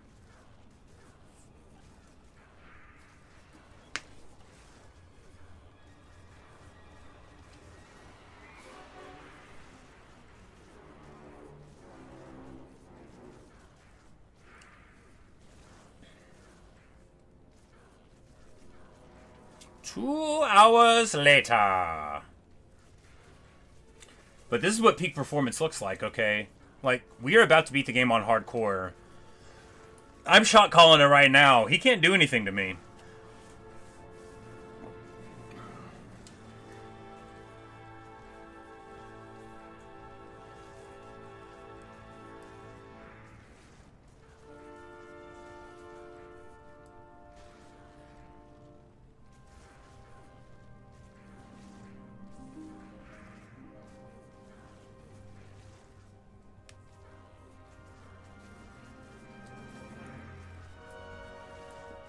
Sure, it might take a super long time, but this is...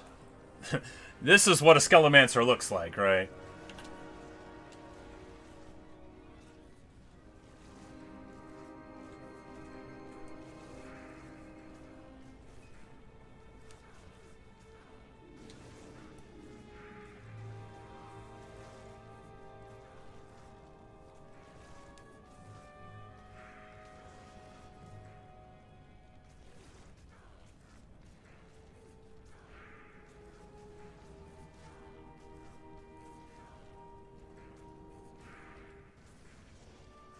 Look, Baal kills aren't pretty, okay? And this is why, like, if you're doing it for real, you get, like, a crushing blow setup. Like, for Magic Finding Baal, so you just walk up with, like a fast crystal sword with 4 Eths in it and a couple shales, you know, for the speed. The Eth runes to make it so the defense doesn't matter because your attack rating will be garbage. And then you just walk up and, like, with, like, whatever shoes to, get you more damage.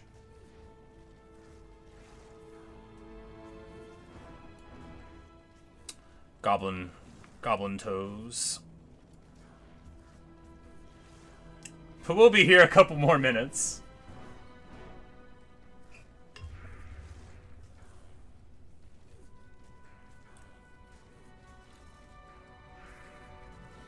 We could leave to get, like, a crushing blow thing going on. However, if you leave, he can, like, leave teleported things and whatnot. So we're not gonna leave the room unless we have to, even though it is slow going.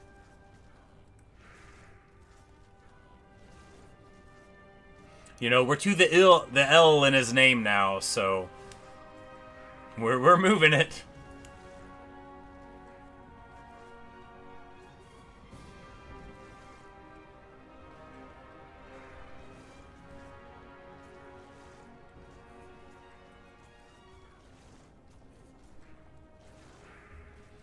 But that's the thing about, like, Baal as a Scalemancer, or really Baal on almost any character, because if you can get here, you can kill him. You can't get here without killing Lister, and if you can kill Lister, you can kill Baal, because Lister is a much more frenetic thing. Baal is, like, obnoxious, but really he just lives forever, right?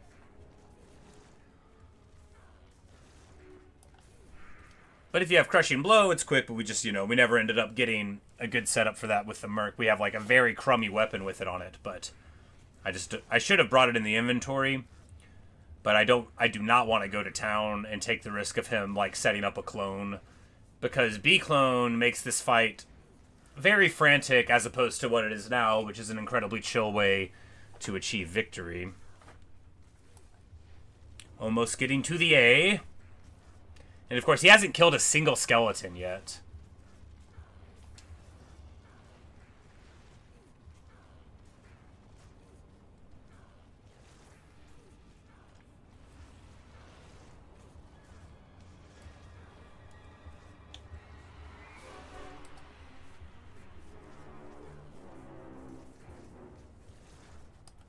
Because Amp would make him take more damage, but you really want the Decrypify on there, because if Baal swings at normal speeds, then all of a sudden, like, you're going to have a bad time. You're going to notice that he actually does his abilities. But right here, where we have him debuffed to basically, with the Clay Golem and everything going too, even if he wanted to do something, he may get interrupted in his plans,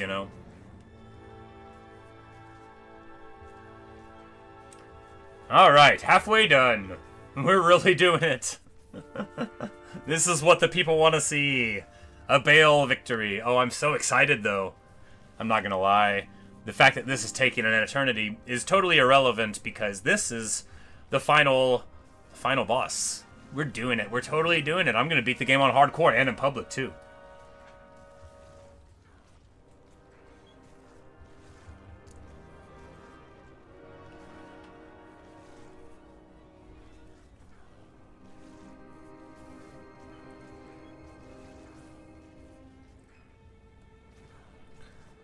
Alright, 50% HP. We are trucking on down. Never should have come here.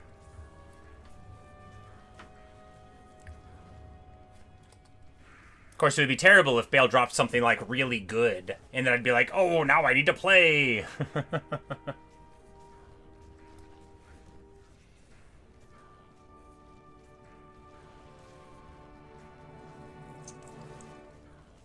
After getting the lightning absorb and going overcap, and then we end up basically being afraid of lightning for the whole game and not having to interact with it.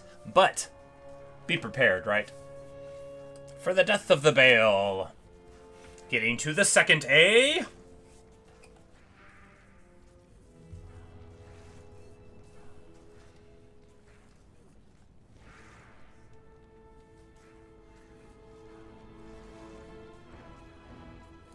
And everyone is, everyone's doing their best, right? That's the best way to characterize these skeletons. The Poison Mage doing his best, all the skeletons doing their best, the Clay Golem doing the best, and Dasab technically showing up for work. Most of the damage done to Baal is probably from him. Most of the damage Baal has done has been to, I don't know, the Golem or something. We've kept him from doing almost any abilities due to the Decrypt spam, and this is why Decrypify plus Clay Golem is how to beat a boss.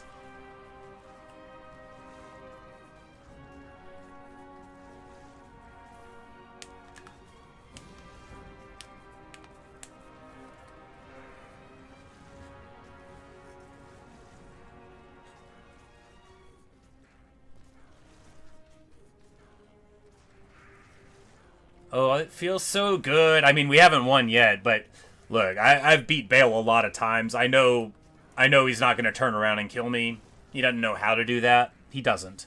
From this stamp, this is like a sustainable position, right? We could fight Baal here for several hours.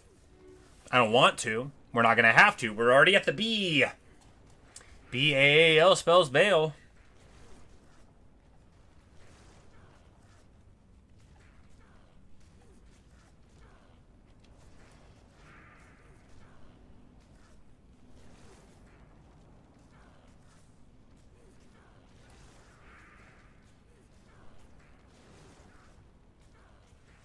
Should have grabbed the crushing blow weapon when we went to town to come here, because when you get him in the center, this is where you want to fight him too. Because if he actually does the frost arrow, then he won't push your guys back too far, and you'll be able to get right back on him. It's unlikely that he'll be able to spawn tentacles that are right around you, you know. That's the funny thing about Baal, about every boss fight in this game, is if you fight them on their own terms, you might wake up dead. But if you know where to stand and what to do, then maybe you don't wake up dead. Maybe instead you become a hero. Getting to the beginning of the B. Oh, we are getting there. I want to hope that this poison mage hitting Baal is actually doing a ton of work. But I doubt it. I don't think the poison just, like, stacks up forever. It'd be nice. It'd be super funny if actually he was the only one hurting him. Then I would need 3. Alright, we're past the B. We are getting there.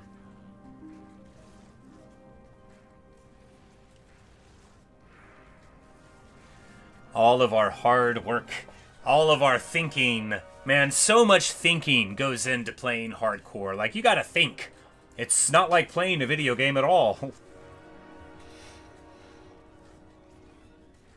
Oh, it feels so good. I'm already internally celebrating. Because when I started this character, right, if you'll allow me to monologue a little bit. When I started this character, I didn't know if we were going to get here. And now we're here, and it's definitely happening. We're going to be a Guardian. We're going to be named a Guardian. We're going to beat the game on hardcore, on ladder. Solo self-found. It feels so good. It feels so good.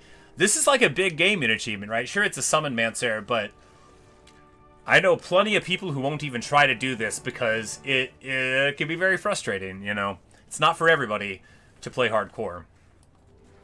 But I recommend it. I think it adds a certain seasoning to the game where, you know, you gotta where you have to think. You gotta think a little bit more and react ahead of time. You gotta play like you're a person that doesn't want to die instead of playing like I'm a video game hero and resurrection is assured.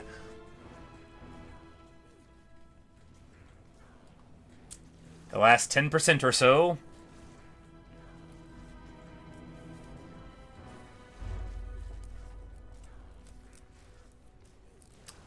Hand off the controller to totally brag.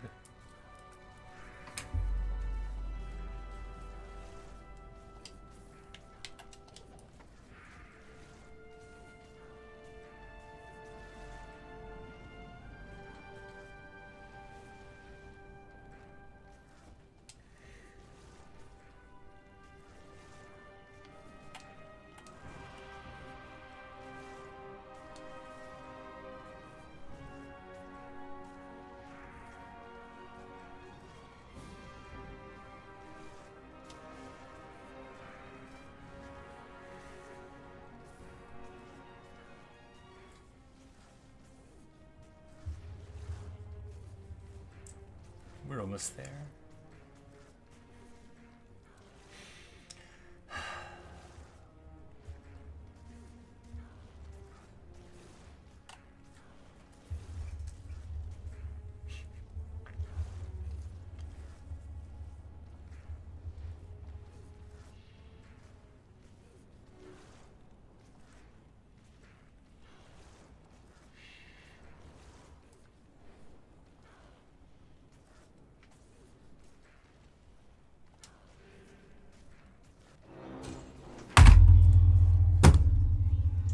Yes! Yes!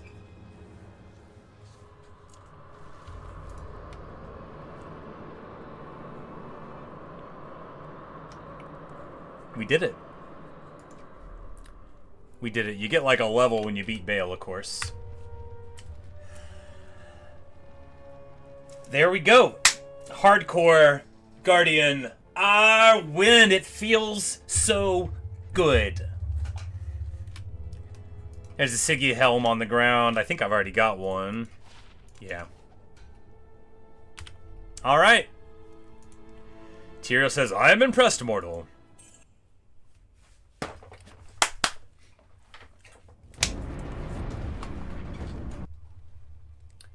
Neo will henceforth be known as Guardian. Neo. Look at me. Look. Bask. Don't I look fancy? With my regular shield with diamonds in it. And my awesome helm and my Trang's armor. I think I look very stylish. Level 80. Alright, let's see our place on the ladder. 17,000 in overall and 252 for Necro.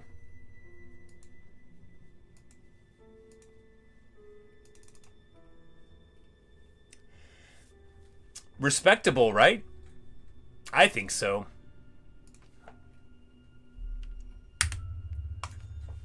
Alright, well. That'll do it for this gameplay. I hope you've enjoyed. I know I have. This is a great gaming achievement. Okay? It is. And I'm very proud of myself. I feel very thrilled and satisfied.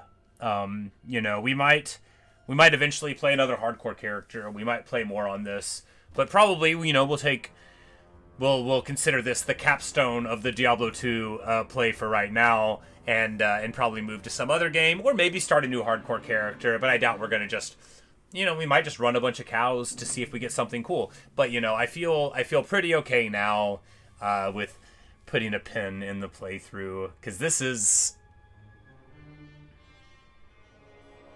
you know, we did it. We did it. 252, Guardian, hardcore, put it in the bank. Wonderful. Anyway, see ya, Chase. See ya, Neo. See ya, Kiara and Kemi. It's good to see all of you. And if you're watching in the future, thank you for witnessing my magnificent accomplishment.